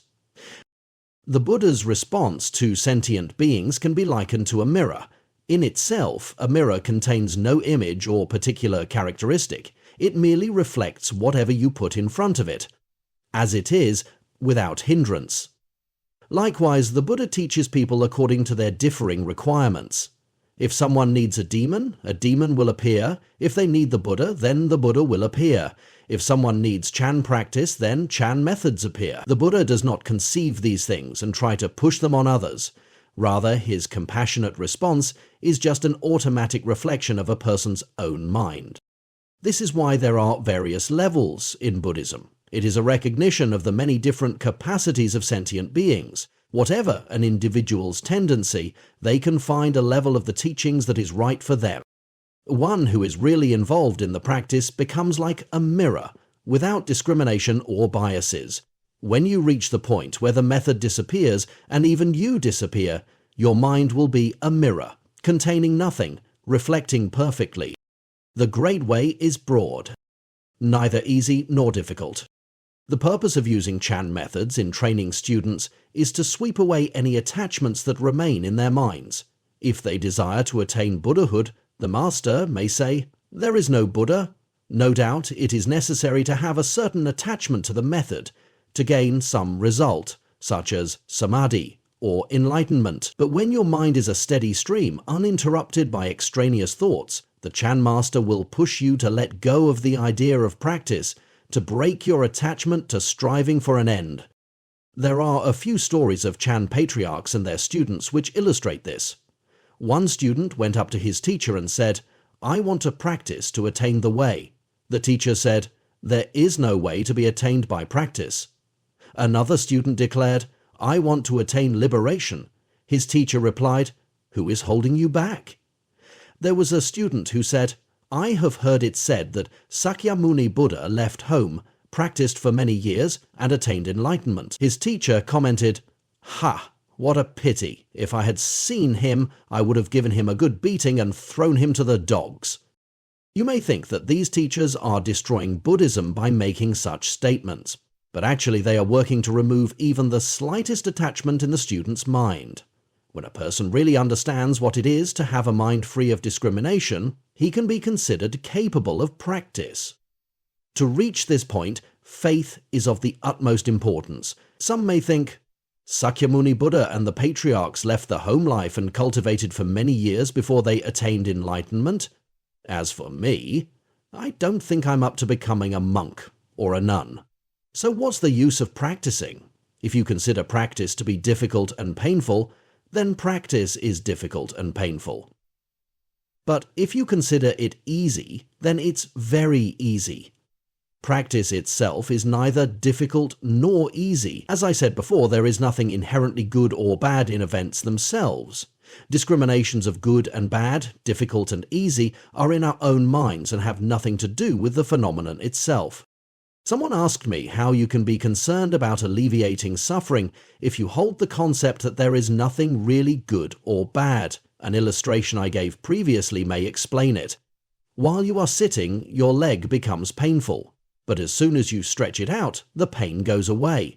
There is no question that it hurts, but the pain is not real because it does not endure. It is capable of changing and disappearing. It is the same with good and bad. They are subject to change. Bad can become good. That bad exists is only a particular way of seeing and dealing with things. Pain is still pain, but what is important is your understanding of its nature. From that perspective, you can learn to alleviate your own suffering. When it comes to seeing the suffering of others, you can reflect on your own experience. Even though you tell yourself that suffering is empty, you still feel pain. Likewise, in teaching others, even though you may say that suffering is non-existent, you cannot deny their experience of suffering. As far as they are concerned, pain is direct and real. Thus, from the perspective that suffering is unreal, you still respond to that unreal experience. You strive out of compassion to alleviate the suffering of others. There are two ways of understanding that practice is neither difficult nor easy. A beginning practitioner can only understand it intellectually. He may believe that practice is neither difficult nor easy, but this is quite different from knowing directly through experience that difficulties are just fabricated by the mind. There is nothing difficult about practice itself. The individuals themselves bring difficulty to the practice. During retreat, one person may find practice extremely difficult, and another may find it easy. It can even be different for the same person at different times. It has to do with our mental attitude, or the way we approach it. People respond to difficulty in different ways. Some people become so overwhelmed by troubles in their practice, they end up without any discrimination, letting go of their hopes as well as their despair. As a result, the instant they turn their minds towards practice, they get a good result. Although this may happen, it is not the case that everybody needs to go through the same kind of process. In fact, when some people encounter trouble, it does not reinforce their practice at all. On the contrary, they are unable to practice. Their minds are filled with thoughts of misery and a sense of failure. You should have faith that every method is a good method and that every individual is a good practitioner. After all, if you are not a good practitioner, why are you still here after 5 days? Retreat 3, May 24, 1985, May 31, 1985. 11. Anxiety. With narrow views and doubts, haste will slow you down. Those who take up the study of Buddhism before their views have expanded are subject to fears and doubts. They doubt the method and whether they can reach their objective. Like those who have narrow views and only see what is in front of their eyes, it is a shallow and limited perspective. This is a common problem on retreat. Everyone should believe that even if they cannot become enlightened this time, they can do so in the future, either in this lifetime or the next. Do you have faith that your method can lead you to enlightenment? Or do you think that it is just the beginning, that later you will learn more advanced methods? Do you believe that Chan practice is reliable? Some people may think, I just came here to take a look. Later there will be things to learn in other places. Over the years, I have met many people who lack faith. Because of this, they reach a certain point and cannot go any further. They may have a partial faith, they may have confidence in themselves, but do not trust the method. Or they have faith in the method, but do not entirely trust the teacher. Some people may trust the teacher, but doubt what levels can actually be reached with Chan. This mixture of faith and doubt prevents them from having a deep experience. Of course, if there were no sense of doubt in the beginning, you would not be motivated to practice. After practicing diligently, you will gradually resolve the problem of doubt. It all depends on your karmic roots. When those with deep karmic roots come in contact with the teachings of Chan, they quickly accept them. But those with shallow roots have obstacles which prevent them from believing in themselves, the method, or the teacher. The first requirement of Chan is faith. You should believe that you are the ones with deep karmic roots. Otherwise, why would you have come to this Chan retreat? Compared to the multitude of people in the world, those who can undergo Chan training are very few. Perhaps you still do not believe in yourself, the method, or what I am talking about. But, beginning now, I hope you will start having faith. It does not matter if you are not enlightened yet. Just like a blind person being guided by someone who sees, a person who is not enlightened can borrow a teacher's guidance and experience. It does not matter if you started out with narrow views, as long as you can emerge from them. When you try to understand or judge matters that are beyond your background and experience, it is natural to have some doubts. Use a mind of faith to cure your doubts. It is very important to give rise to a great faith to achieve results. You should have complete faith in what I am teaching. As to the environment, it does not matter whether this is the ideal place to practice. But the sooner you want to get results, the longer it will take to get anywhere. Once someone was driving me to an appointment. Since he wanted to get me there as quickly as possible, he decided to take a shortcut. Though the road was shorter, it turned out that the traffic was heavier than on the normal route. Another case was a person who was required to take the English equivalency exam in order to apply for a US visa. She thought of a quick method. Before she actually wrote anything down, she would first skim through the entire test to weed out the answers she did not understand. But by the time she went through this first reading, the time was up and nothing was on the answer sheet. It is the same with practice. If you keep asking yourself, when am I going to get enlightened, you will always be in that state of mind and never get anywhere. It is the same when you have trouble getting to sleep and you look at the other people sleeping soundly around you. If you become anxious and keep worrying, why can't I sleep? Let me sleep, you will never get to sleep. The more you want benefits from Chan, the further you will be from obtaining them. In fact, you will only increase your vexations. You may be a highly intelligent person who works very hard and has good karmic roots, but if you are anxious to get enlightened, you have created a barrier between yourself and enlightenment. A tree should be watered very gradually as it is growing. Do not be in a hurry to eat the fruit. Consider the story about an inexperienced farmer who planted a field of rice. After the crop sprouted, he kept going out to look at it and saying, "Why isn't it growing any faster?" Then he thought of an idea to help it grow. He pulled each stalk out a little taller. The next day he said, "I think I'll go out and help them again." But when he surveyed the field, all the shoots had died. There is a Chinese saying, you can't dig a well with one scoop. Another one is, you can't eat a cake in one bite. It is better for the digestion to chew food until very fine before swallowing. It is the same with practice. Don't try to swallow your practice in one gulp. Chew it patiently. You have to be careful and meticulous. Attach to it, and you lose the measure.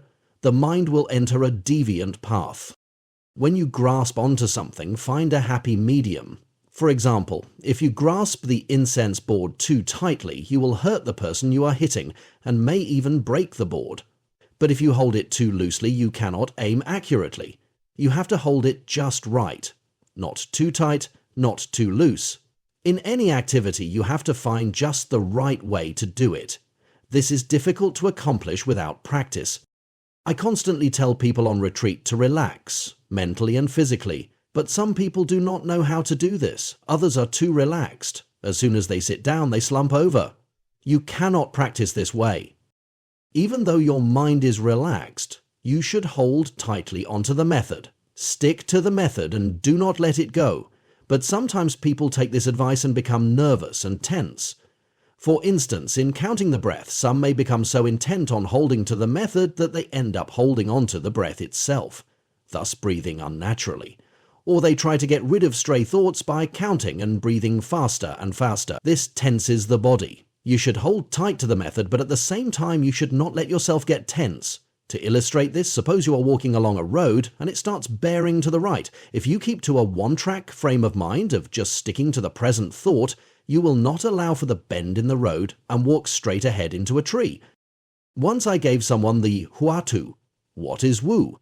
I told her to keep her mind on this one thought moment to moment, to never leave this question. After a while, her mind jumped to something else, and it became, I am wu. Rather than correcting herself, she thought, Shifu told me to stay on the present thought. She kept repeating the statement, I am wu. Finally, she said to me, there's really no point in this, I already know the answer, there is nothing. The literal meaning of wu is nothingness. When I tell you to hold on to the method, it does not mean to grasp it blindly. Sometimes you have to adjust. I am teaching one method, but everyone is unique. Their background, physique, age, experience are all different. If you just take what I say literally, it could be that you heard it wrong or that you start practicing it wrong. Therefore, you cannot go by that entirely. You have to test it out by experience. You must be aware of what is going on. If your breath is not flowing smoothly, that should be a signal that you are not practicing correctly. Ask me about it.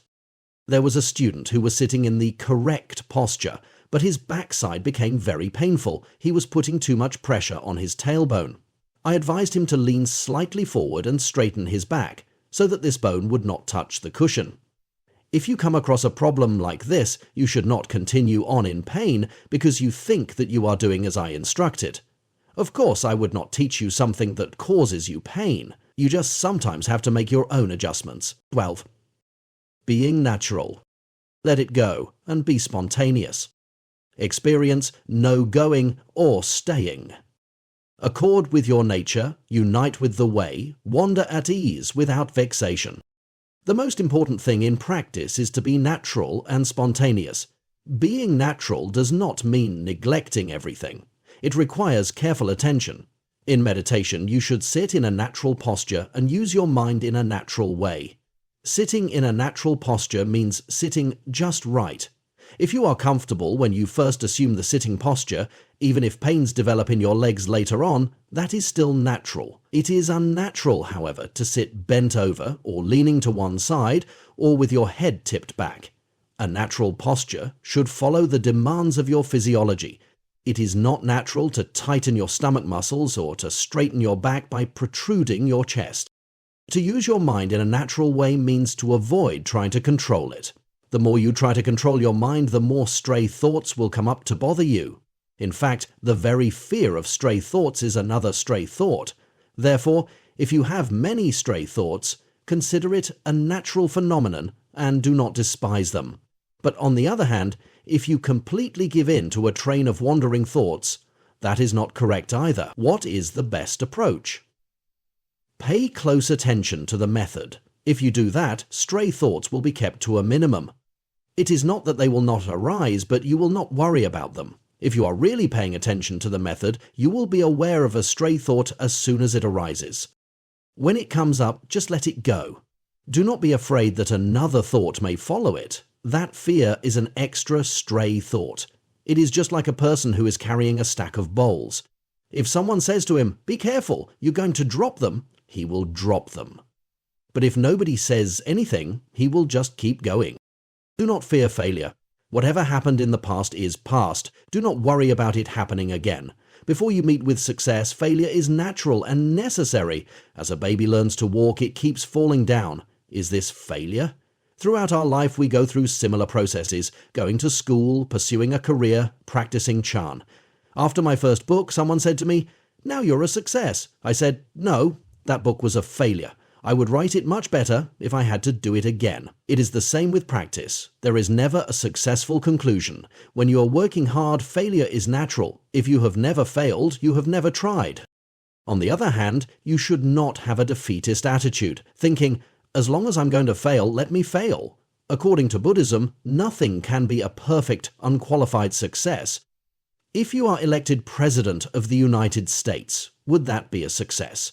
Later on, you would most likely be criticized as a failure. Even President Lincoln would probably consider himself a failure. This is natural. It is when you do not feel successful that you put in the effort. When you no longer need to make an effort, that is true success, or liberation. At that point, there are no more vexations. Nevertheless, you have neither thrown away vexations nor grasped liberation. If you want to hold on to enlightenment and keep away vexations, that is not the true natural state. But to follow your own nature, in this sense, is not the same as following your personal habits or whims, as in the expression, "be natural." Nature here refers to your self-nature, or Buddha nature. Some people think that one can become a Buddha through meditation. This is wrong. The potential for Buddhahood is already within your own nature. If it were true that Buddhahood depended on meditation, then if you stopped meditating after becoming a Buddha, you would become a common person again. The objective of practice is to be in accord with the natural way, so that your true nature can manifest itself. Just practice according to the methods taught by the Buddha, and do not worry about being a success. The Heart Sutra says there is no wisdom and no attainment. Although practice may be trying, even physically painful, if your heart is carefree, nothing will bother you. A carefree approach does not mean not caring about how you practice. It means considering anything that happens as natural. There may be some pain, but there will be no suffering. There is nothing in your mind that you cannot put down. Bound by thoughts, you depart from the real, and sinking into a stupor is as bad. To be in bondage to your thoughts means to be influenced and carried away by various conditions in your surroundings. If you do this, you are grasping the false. You can try to limit your thoughts by using the method, but in fact, as long as the method is still in your mind, you are still abiding in the false, not in the real. But in that case, should you discard the method? The problem with discarding the method is that, while you may seem to have no thoughts, you may still fall into a foggy state. Even though the method is not real, it is even worse to be suspended in a nebulous frame of mind. The ideal state would be to drop the fogginess along with the method, to be unattached to conditions. What does it mean to be unattached to conditions? It means that there are no thoughts in your mind, but whatever appears is perfectly clear. When you reach this state, you will perceive everything as equal. This is because at that time, to you, nothing really exists. Reality cannot be divided into individual people and objects. When nothing is in front of you, it is the same as when there are many things there. In a room full of people, you would not feel crowded, and if the room were empty, you would not feel lonely. Though there is no discrimination in your mind, when relating to people you distinguish between a monk and a layperson or a man and a woman. You follow worldly conventions. However, if your mind is blank, this does not mean you have discarded conditions and reached the state of no thoughts. The blank state would be equivalent to the foggy state, rather than to the truly empty state. Sometimes when you are exhausted, your mind takes a rest, and you are not thinking of anything in particular. Do not confuse this with enlightenment. The method is another way of grasping onto thoughts, but it is a way that allows us to eventually overcome grasping. Using the method effectively is like knitting a sweater. You cannot drop one stitch, otherwise the whole piece will start unraveling. The method should be practiced in the same dense manner.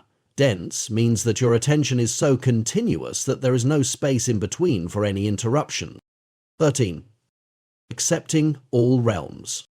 It is not good to weary the spirit. Why alternate between aversion and affection? If you wish to enter the one vehicle, do not be repelled by the sense realm. Let's return to the opening lines of the poem. The supreme way is not difficult if only you do not pick and choose. Actually, it is not hard to reach enlightenment if you do not grasp or reject. The poem encourages us to practice without attachment. As soon as you become attached to something, you lose the direction of the method. Yesterday, someone asked, if attaining Buddhahood does not depend on practice, why must I practice? From the time of Sakyamuni Buddha, it was said that Buddhahood cannot be created by practice. This was especially emphasized by the sixth patriarch, Huineng. However, practice will help you to discover the innate Buddha nature.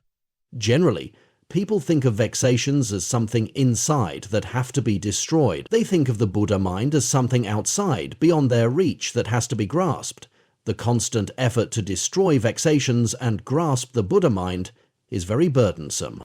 Chinese Buddhists have an expression, in life you don't practice, yet on your deathbed you would seize the Buddha's foot. In other words, at the last minute, such people are afraid they may drop down into the hells and thus implore the Buddha to take them up to the Pure Land. Their attitude shows that they consider the hells and the Pure Land to be external realms.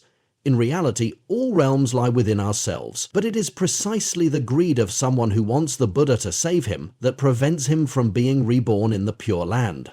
This is because whatever you grasp is false. If you were to succeed in grabbing the Buddha's foot and being transported to the Pure Land, it would turn out to be illusory. The true Pure Land is not located in any particular place, and the true Buddha is formless. A Buddha with a form is just a single manifestation of Buddha, a transformation body. Thus, you should not be greedy and seek enlightenment without, or be disgusted with vexations within. If you neither desire nor reject anything, you will feel at ease and joyful. The one vehicle is the Buddha way. What is the difference between Buddhahood and enlightenment? Buddhahood is attaining the ultimate, whereas enlightenment is seeing Buddha nature without encompassing it fully. You know the taste of the ocean, but you have not yet become the ocean. If you want to follow the Buddha way, do not be repelled by the sense realm or feel any aversion towards your environment. Here at the center, we are bombarded with disturbances. Traffic, radios, trains, even the birds and the wind. At first, it is difficult to remain impassive to these noises, but after 3 days or so, you probably do not even hear the cars passing by. Years ago, I had a student who decided on her own to do a solitary retreat. She went to a bungalow colony in the country.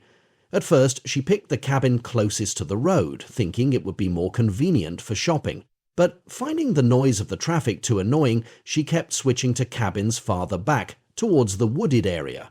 Finally, she got one right in the middle of the woods, only to discover that the sound of the birds was deafening. Later, she asked me, "How did you manage to practice in the mountains?"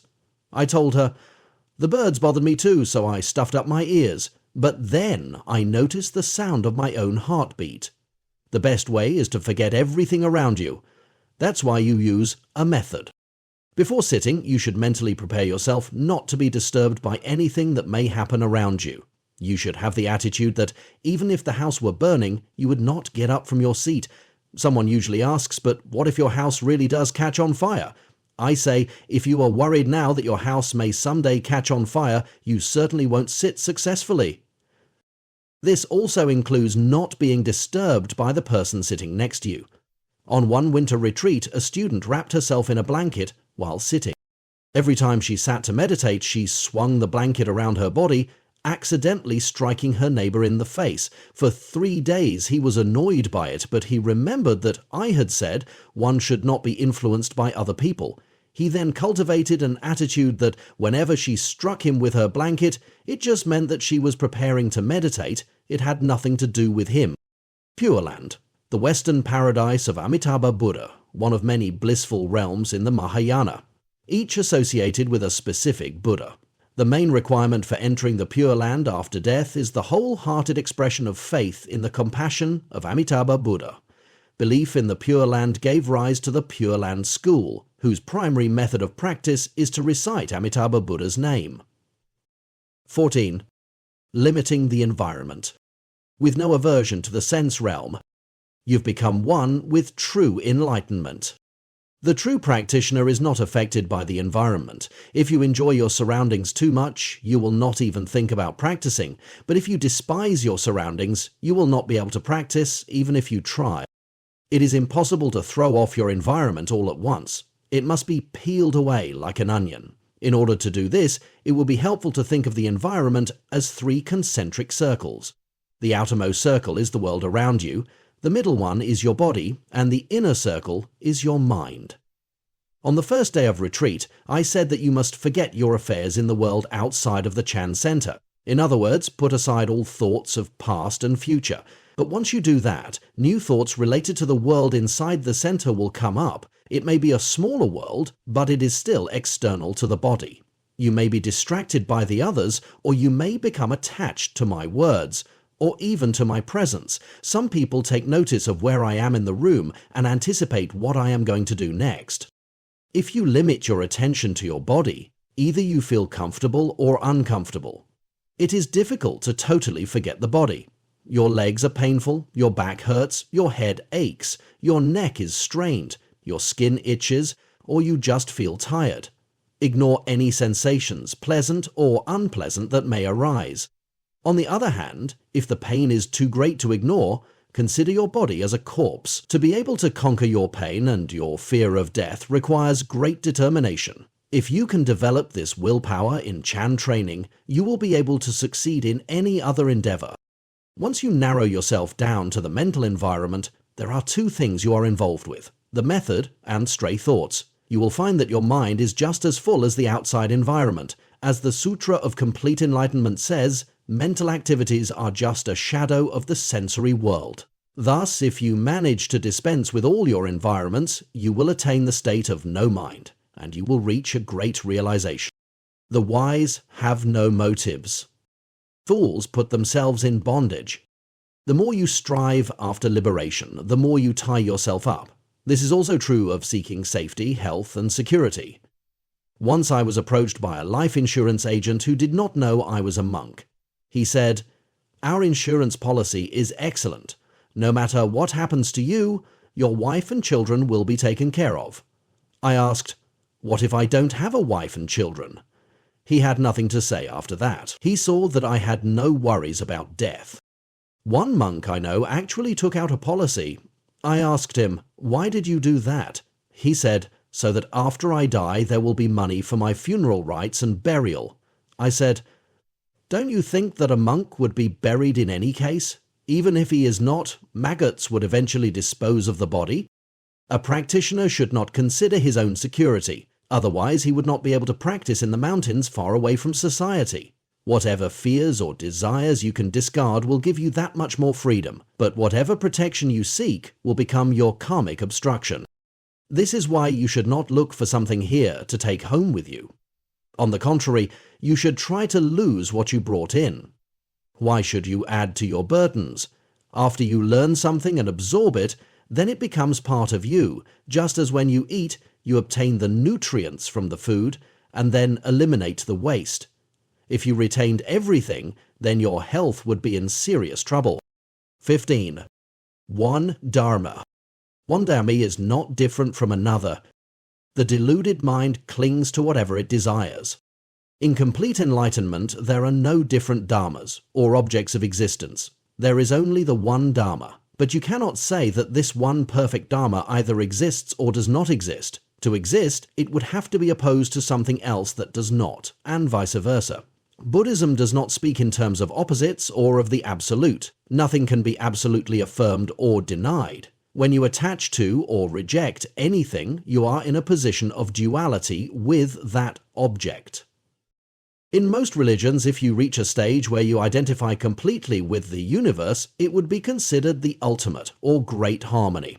But according to Buddha Dharma, this is not the highest stage, since some thought still remains. After you concentrate your scattered mind, you reach the stage of unified mind. There are various levels of unified mind: the unity of self and universe, the unity of body and mind, and beyond this, just one mind remaining. The unity of self and universe is a joyous experience. You feel at one with the flowers and the trees and with everyone around you. You may feel liberated, but this is still not Chan. If there is only one Dharma, it is erroneous to seek the Dharma outside or within yourself. That would create a duality. Some people imagine that getting enlightened is seeing a Buddha nature within themselves. I tell you that there is nothing to see. Whatever you see is an illusion. Buddha nature is empty nature. If you seek something, how can you get to emptiness? The Dharma Sutra says that there is no Dharma form, and also that there is nothing that is not the form of the Dharma. Thus, we should not become attached to either existence or emptiness. Using mind to cultivate mind. Is this not a great mistake? When you practice, you are using your mind to work on your mind. You use a deluded thought, the method, to reduce your other deluded thoughts. But the real Chan is methodless. No method is to practice with nothing in your mind, and to be clearly aware that there is nothing in your mind. Moment by moment, maintain the state of no thought. If a thought arises, just return to no thought. If I ask you a question while you are in this state, you would answer spontaneously. If you have to think about what to say, your mind is already moving. Nowadays, it is impossible for most to maintain this state of mind. In the past, practitioners were able to put in 20 or more years of solid practice. It is difficult for one with a daily work routine to do this. But you should still be aware that although you rely on a method, whether it be breath counting, Kang'an, or reciting the Buddha's name, it is not the true Chan. The true Chan transcends all methods. The erring mind begets tranquility and confusion. In enlightenment, there are no likes or dislikes. Before enlightenment, people distinguish between a quiescent state, which they call nirvana, and a chaotic state, which they call samsara. They want to leave samsara behind and enter nirvana. But seeking to leave the world of noise and confusion to get to a peaceful place is like looking for a rabbit with horns. There is no Buddha Dharma to be found outside of this world. In the Platform Sutra, the sixth patriarch says that to leave the world is to be in the world. The true practitioner does not despise a chaotic environment, nor does he need to go deep into the mountains. He just flows with causes and conditions. Wherever he is, that is his place of practice. He does not feel cramped in a crowded place, nor does he feel lonely in an isolated place. Retreat 4. June 28, 1985, July 3, 1985. 16. The Dreaming Mind. The Duality of All Things. Issues from False Discriminations. Some examples of dualities, or opposites, are you and me, the Buddha and sentient beings, nirvana and samsara, wisdom and ignorance. In the Platform Sutra, the sixth patriarch enumerates 36 pairs of opposites. One who seeks wisdom and rejects ignorance as if they were opposites is deluded. A person who thinks of himself as wise is full of self-pride. On the other hand, a person who thinks of himself as ignorant is full of self-pity. The Heart Sutra says, there is no wisdom and no attainment. With nothing to attain, bodhisattvas, one relying on prajnaparamita 2, have no obstructions in their minds. This is why you should come to retreat, not to attain anything, but to practice. Some people approach retreat as if they were a caterpillar hoping to transform themselves into a beautiful butterfly. This kind of motivation is an obstacle to practice. During retreat, I use various means to inspire you to practice, including harsh language. To take this to heart and consider yourself a worthless, incapable person, or else to fight back and deny what I say, are both incorrect attitudes. My aim is to whittle down your self-pride or self-pity. However harshly I may seem to treat you, do not dwell on it and feel sorry for yourself. Nor should you feel happy if I praise you. However, from my point of view, I have to discern between the types of practitioners. Some do not react well under pressure. They are like tender bean sprouts that have to be treated gently. Others, whose practice has matured somewhat, can handle more forceful techniques. The more they are pressured, the better they do. A dream, an illusion, a flower in the sky. How could they be worth grasping? From the age of 10, I have always seen flower-like images in the sky. This is due to a malfunction of my eyesight, but I have learned not to pay any attention to them. Whatever you consider to be solid or real are only flowers in the sky. Even genuine achievements are still false, in the sense that they are not permanent. There was an aerospace company that advertised an innovative way to continue on after death. They would shoot a satellite containing your ashes into orbit around the Earth, and there it would spin for about 36,000 years. Even though this seems like an eternity, about 9 times the length of civilized history, the time will eventually pass. The Earth itself will disappear. There is no sense in trying to pretend otherwise. From the time we were born up to the present moment, not much time has elapsed. Not too long from now, we will die. Nothing much has really transpired in that period of time. Faced with this situation, and seeing how temporary everything is, we are impelled to seek something permanent and real. But there is nothing like that to be found. People sometimes ask Chan Masters, "What happened to you? What did you realize?" And the Master will often give a cryptic reply, such as, "Cows eating grass," or "I wonder where this clothing was made." Why don't they just say something like, "I had a great enlightenment experience, I really did, now I understand what the Buddha is all about"? They do not answer this way because the idea of a special, incomparable enlightenment is an illusion, and they know that. At a retreat once, a student had a small experience, and later I asked him, "How do you feel now?" He said, "The rice is really tasty." But if nothing is real or lasting, what is the point of coming to retreat and practicing Chan? The point is that during the course of practice, you may come to realize that everything around you, as well as whatever you seek out of life, are illusory. The ordinary person does not know this. Even if you convince yourself intellectually that everything is illusory, you may still have a lurking concept of the reality of things and be attached to them. To be able to actually treat them as transient is another thing entirely. Gain and loss, right and wrong. Discard them all at once. Some of you had pleasant experiences today, and others just ended up with aching legs. If you spend your time hoping that a pleasant experience will return or trying to avoid pain, you will become more aware of the passing of time. You will feel restless and think, "Today has gone by already and I've wasted my time." Some people have this attitude when, after a day or two, they feel they have not made any progress. They tell themselves that they could be doing so many other things at home or furthering their career. If you feel you have not gotten anywhere, discard this attitude immediately. If you continue to dwell on these things, you probably will give up and go home. If the eyes do not close in sleep, all dreams will cease of themselves. The eyes are your awareness. The instant you lose awareness of just what you are doing at the moment, you are dreaming. Dreaming means being carried away by your wandering thoughts and unable to stop them. As in actual dreams, these wandering thoughts are either connected with the past or anticipate the future. They are not concerned with the present because the present is just keeping your mind on your method. People often concentrate intensely on the method for a short time and then say, "Well, I'll take a break now. I'll just put the method aside and let my mind wander a little bit." This is a wrong way to practice. Using the method can be likened to pumping air into a tire. The minute you stop pumping, the air starts to leak and the tire will eventually go flat. You may think that by putting down the method and relaxing for a while, you are recharging your energy. In fact, what you are really doing is letting the air out of your tires. This is common among beginners. They often make the mistake of exerting physical energy to fight against wandering thoughts. As a result, their bodies become tense and the blood rushes to their heads, and after a time they feel a need to relax.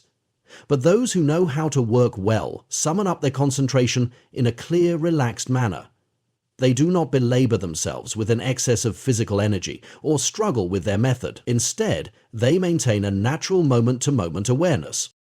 This lucid awareness should not only be practiced while sitting, but also when you are eating and working. Let everything else drop away and concern yourself only with the method. If you can do this uninterruptedly for a period of time, I guarantee that all of your dreams will disappear, including your method. But in fact, your mind is totally on the method then. It is common for people to want a vacation after working hard. But during the vacation, their minds will scatter and their concentration will dissipate. If you alternate work and vacation in this way, you will never get beyond a certain level of practice. By practicing daily meditation and going on retreats, at least you are pumping the air into the tire to some extent. But you should be aware that this kind of interrupted practice is not the ideal approach to Chan. 17. Climbing the crystal mountain. If the mind does not discriminate, all dharmas are of one suchness. The essence of one suchness is profound. Unmoving, conditioned things are forgotten. When you do not discriminate, you see everything as one. There is no difference between mind and body, inside and outside. Your mind is unified. You have left behind the sense of small self and have entered the state of great self. You are imbued with tremendous confidence. If you want to call this oneness enlightenment, there is nothing wrong with that, but it is not Chan enlightenment. To experience Chan, you must probe the mysterious essence of suchness. I have emphasized that when there is a sense of one, there are actually two. To go a step further, when you sense that even one does not exist, this is the experience of wu or emptiness. But because you have a concept of emptiness, your mind is still subtly present. Ultimately, even wu does not exist. Emptiness is still within the three realms of existence, but this is already more advanced than just non-discrimination. Chan is a lively practice which does not neglect the world. The six patriarchs said, "Samadhi is not Chan. Practitioners of Chan lead normal lives. They do not speak of oneness or emptiness. The only difference is that there is no obstruction or attachment in their minds. Contemplate all dharmas as equal, and you return to things as they are." In fact, these two lines refer to different things. Contemplate all dharmas as equal refers to non-discrimination or one mind. Things as they are refers to returning to the ordinary life. In the state of one mind, the small self has died, but the great self is still present. There has to be a great death before we can experience a great rebirth. With this great rebirth will come a great love. When the great self dies, we enter no self, or Chan. Once a student misunderstood this talk about small death and great death. He asked me to let him die here on retreat. In this way, he would accumulate merit in the company of his fellow practitioners. I told him, if you die here, you would only go to hell. It's a very hot time of year, and if we keep your corpse lying around, the smell will interfere with others' practice. The death I am talking about is not a physical death. It is the death of your self-centered mind. This cannot come about merely by wishing to die. If you killed yourself 1,000 times, it would not do you any good. You would still be in samsara. When the subject disappears, there can be no measuring or comparing. If you let go of every thought object, there will be nothing to distinguish yourself from, and you will disappear. Today someone remarked, "I still have a self left, I have to get rid of this self." I said, self is not something you can get rid of. Self is not inside, it is not identical to your body or your mind. Rather, self is precisely the object of all of your thoughts and actions. Other than this, there is no. Can your mind have no object? Usually we think of the method as something we can rely on, as a bridge to get us across the river. But Chan is really the method of no method. There is no bridge provided because there is no river. If you let go of your attaching mind, at that very moment you are enlightened. Practice is a foolish endeavor, like climbing a crystal mountain covered with oil. As you try to climb, you constantly slip back down. Nevertheless, you have no choice, you must continue climbing. You climb until you are completely exhausted, and suddenly you find yourself on the top of the mountain, but you realize you are still at the original spot. If you have not covered any distance at all, why was it necessary to climb the mountain? The answer is that before you started climbing, you did not realize that you were already on the top of the mountain. Only a fool would try to climb a slippery crystal mountain. If you are intelligent, you should go home right now. However, if you are willing to recognize being a fool, then take the time to climb the mountain. 18. Rest and activity. Stop activity and there is no activity. When activity stops, there is no rest. Since two cannot be established, how can there be one? In Chan practice, it is not necessary to stop wandering thoughts. The reason is that activity and rest are not in opposition. But if there is no such duality, then there is no oneness to speak of either. We call this retreat a Chan retreat, but actually it is just a suffering or training retreat. Chan is methodless, but everyone here is using certain methods. The purpose of the methods is to replace your wandering thoughts. But the methods themselves are wandering thoughts. Therefore, to use a method to stop the activity of your thoughts is in itself activity. There can be no such thing as rest. Let us talk about rest. In samadhi, the mind moves so slowly it feels as if it were at rest. But this rest is only relative. Even if you get to the highest level of samadhi, the so-called neither thinking nor not thinking samadhi, your mind is still moving in a subtle way. However, most people would understand this to be rest. On the other hand, it is possible for the mind to seem to be at rest even when it is moving fast. To illustrate, one can copy a 2-hour taped lecture onto another tape in the space of 1 minute. But if you listen to this lecture as it is being copied, you would not be able to distinguish the various words. You would hear only a single sound. Likewise, a person with an agile mind can resolve many problems without effort. He would not be conscious of any strenuous mental activity. A person with slower mental faculties, however, may sense more vexations and feel that his mind has gone through a lot of thinking when actually it has dealt with fewer problems. In the very ultimate, rules and standards do not exist. The ultimate is beyond all human rules and laws. It cannot be judged by worldly standards. Thoroughly enlightened people spontaneously help sentient beings in accordance with causes and conditions. Their actions are not bound by the moral codes of society. This is not the case for ordinary people. We must abide by certain principles and rules, but if the thoroughly enlightened are bound by these laws, it would not be genuine liberation. For them there is no boundary between activity and rest. But the misinterpretation of this truth has caused great harm. Some people think that Chan advertises moral indifference, that Chan practitioners in general are free to ignore ethical principles. There are some who admit they are not enlightened, but nevertheless refuse to recognize accepted rules of behavior. They reason that if they imitate the ways of an enlightened person, they will gradually pick up the enlightened spirit. Master Xu Yun, though a monk, never shaved his head. Thus, he appeared to be one of those who did not observe the rules. However, he insisted that his disciples have shaved heads. The reason why Xu Yun never shaved is that during his long period of practice he did not have the time.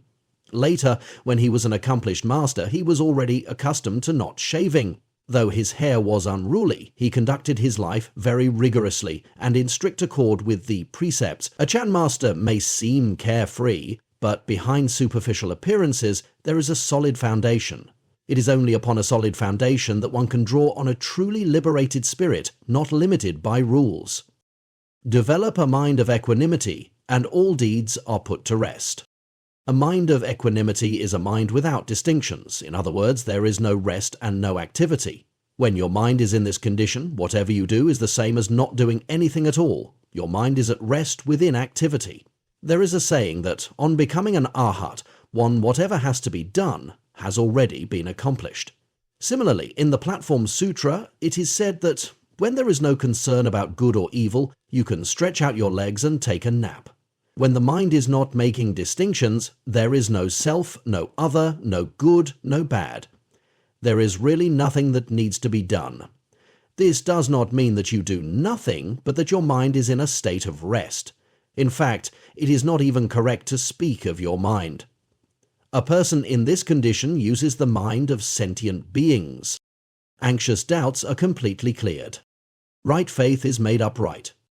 With a mind of equanimity, there is no longer any confusion or doubt about the Dharma. Even if you believe in the Dharma but have not experienced realization, that is not called right faith.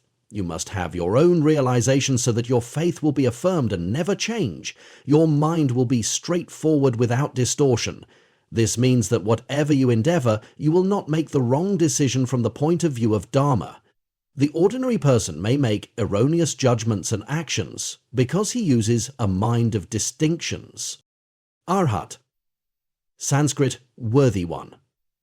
Practitioner, especially in the Hinayana Theravadin tradition, who has extinguished all attachments and defilements, and stands on the threshold of nirvana, contrasted to a bodhisattva of the Mahayana tradition, who foregoes the promise of nirvana until all sentient beings are delivered. 19. Leaving no trace. Nothing lingers behind. Nothing can be remembered. Bright and empty, functioning naturally, the mind does not exert itself. After a bird has flown from one tree to another, what trace did it leave in the air? Again, when you stand in front of a mirror, you see your image reflected in it. But after you have gone, what is left in the mirror? Your mind should be like this. Any event that occurs should leave no trace in your mind. We cannot deny that the bird has actually flown a certain distance or that the mirror has reflected you, but it is precisely because the bird did not leave a trace that other birds are free to fly over the same route. And it is precisely because the mirror does not retain your image that other people can also see their images. If traces were left in the sky, would it look as spacious as it does to us now? If the mirror retained images, would it still be able to reflect? Likewise, the accumulation of knowledge and experiences only adds obstructions. For instance, whatever you have learnt previously from other teachers is like the trace of a bird or the image left behind on a mirror. If these things stay in your mind on retreat, you will not be able to absorb my teachings because there will be an overlap of images. On the first evening I told you to forget everything that happened in the past. Do not attempt to compare what happens on this retreat with your former experiences. Not remembering anything does not mean that you are like a stone or a piece of wood. Your mind is still clearly aware of knowing certain things, but does not try to bring up these memories as criteria for comparing and judging. The bird did fly from tree to tree, and the mirror did reflect people, but they have nothing to do with you. Phenomena may change, but your mind is not moved by them. Today someone found the Chan hall too hot, and so kept taking off layers of clothing. But when he looked around, it seemed that everyone else did not mind the heat. Finally, he could bear it no longer and came to talk to me. I told him that he felt so hot because he was thinking that it was hot. If his mind was on practice, he would not be aware of the heat. He took my advice and it worked.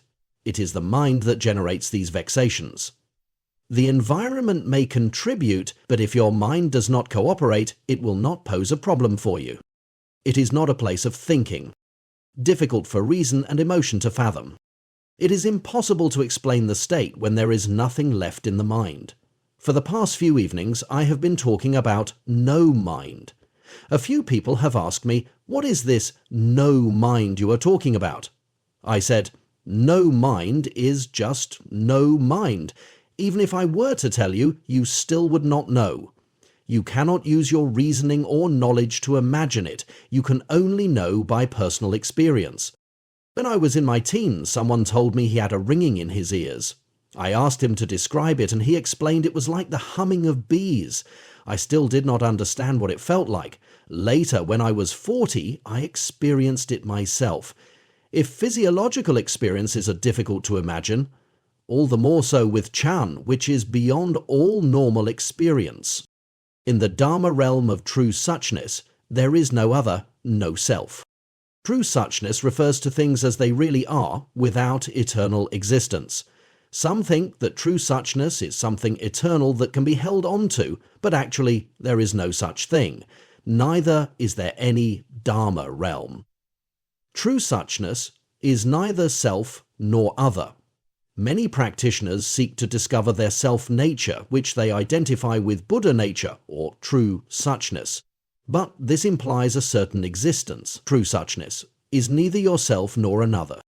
Someone said to me, I know that the self I am familiar with is an illusion. I want to find the true one. I replied, the self you have now is illusory, but even the true self is illusory. Nevertheless, you must try to find it.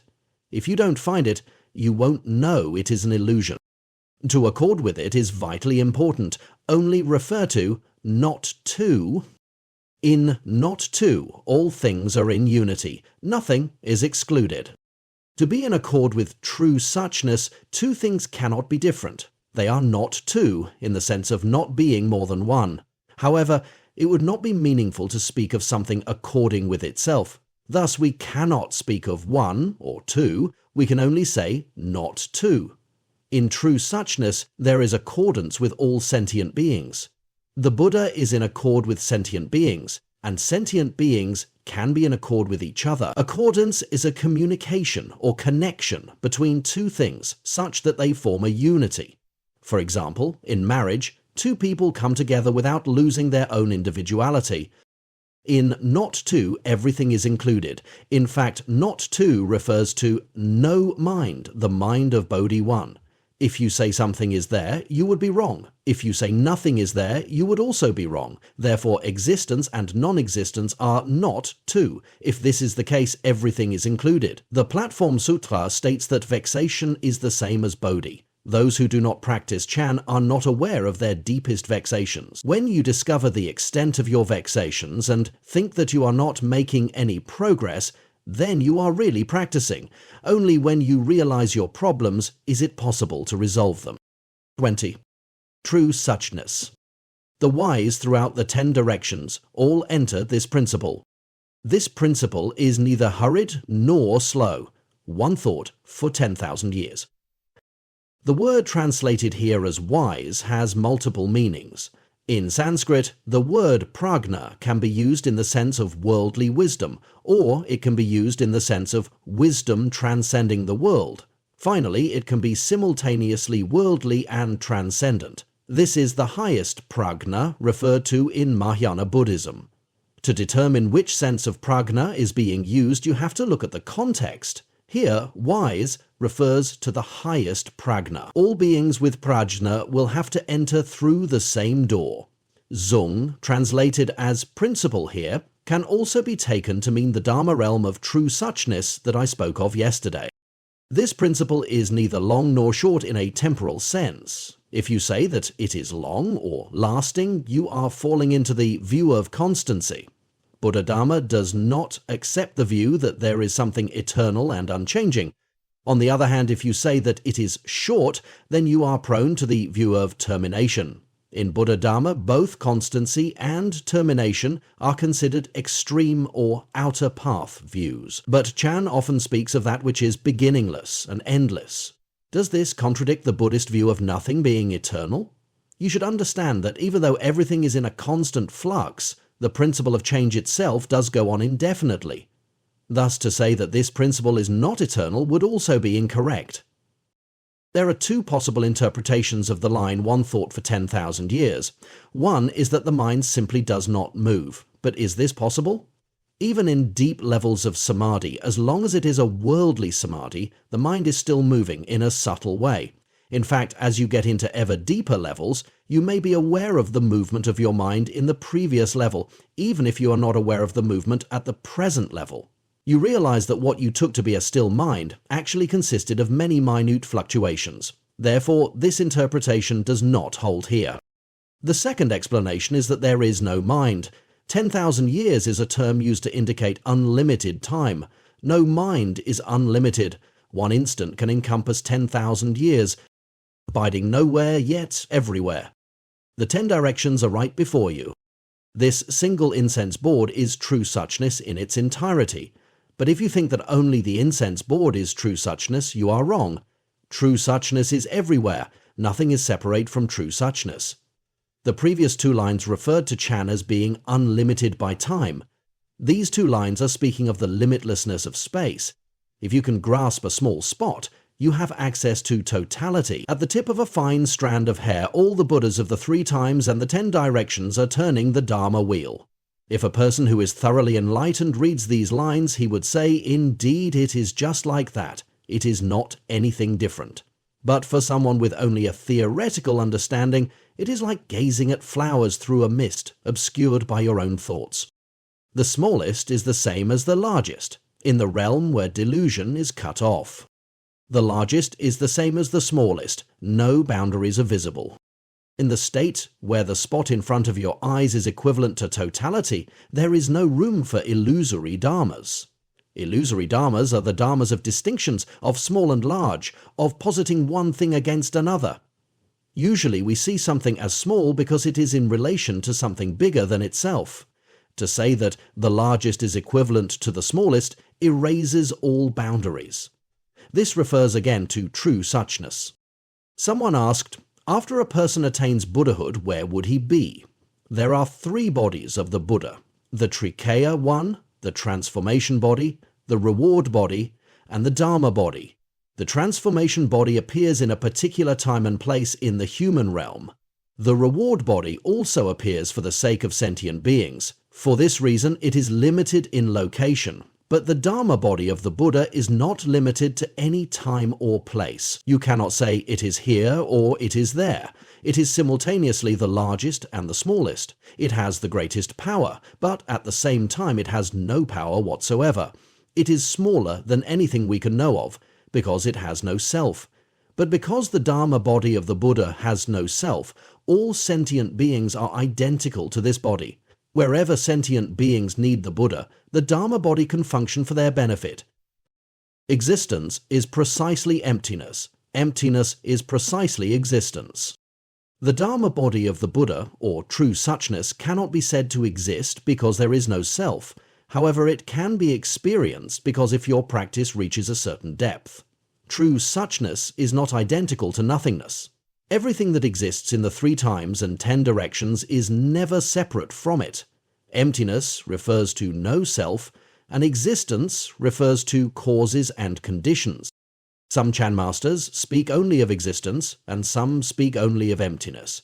Others sometimes speak of existence and sometimes speak of emptiness, depending on the audience, but they are all speaking of the same thing. One time a monk complained to me, "In my opinion, most, if not all, Chan Masters are lunatics. If you talk to them about existence, they uphold the idea of emptiness. If you talk to them about emptiness, they affirm existence. Chan cannot be spoken or conceived. Indeed, since it cannot be expressed in words, whatever you say about it as existence or emptiness can be criticized. If it is not like this, then you must not preserve it. You have to let go of your previous views: self-attachment, attachment to existence, emptiness, large and small, boundedness, unboundedness, truth and illusion. One is everything, everything is one. True suchness is identical to all phenomena, and all phenomena are never separated from true suchness. It must be understood in this sense, and not in the sense that all phenomena reduce to one. There is no distinction between unification and non-unification in true suchness. Otherwise, taking these 2 lines literally would imply that if one person becomes a Buddha, everyone else has to become a Buddha, or all sentient beings must attain Buddhahood before there can be even one Buddha, since all sentient beings are one. This would not hold on a common sense level, yet it can be understood on the deeper level just explained. If you can be like this, why worry about not finishing? When you know that true suchness is identical to all phenomena, then there are no worries about getting enlightened or attaining Buddhahood. Faith and mind are not two. Non-duality is faith and mind. If you have faith in the mind of equanimity and non-distinction, you have faith in no mind. However, the mind of the person who has faith is the mind of an ordinary sentient being. What the poem says is that the mind of faith is not separate from no mind, the mind that is the object of the faith. This is the same as saying that true suchness is identical to all phenomena. Although the 2 minds are identical, you must begin with faith to give you direction in your practice. Not only must you have faith in no mind, but you must have faith in every single word of this poem and act accordingly. In this way, you can attain the mind of no mind. The path of words is cut off. There is no past, no future, no present. During the course of practice, we employ the use of words to guide us. But when faith and mind are not separate, all words and language are unnecessary, including the poem Faith in Mind. Again, during practice there is a distinction between past, present, and future. Progress is measured in terms of time, but when faith and mind are not separate, these distinctions are abolished. Once a monk asked Su Yun, "Is there time in samadhi?" Su Yun answered, "If there is time in samadhi, it is not samadhi." The monk asked, "In that case, can you say there is no time in samadhi?" Su Yun said, "If there is no time in samadhi, where is the person? In samadhi, the mind is holding to one thought, so there is no awareness of time. But the meditator is still in the present moment, not in the past or the future. However, if you go one step further into no mind, you cannot even be in the present. The present can only exist in the mind, in relation to the past and the future."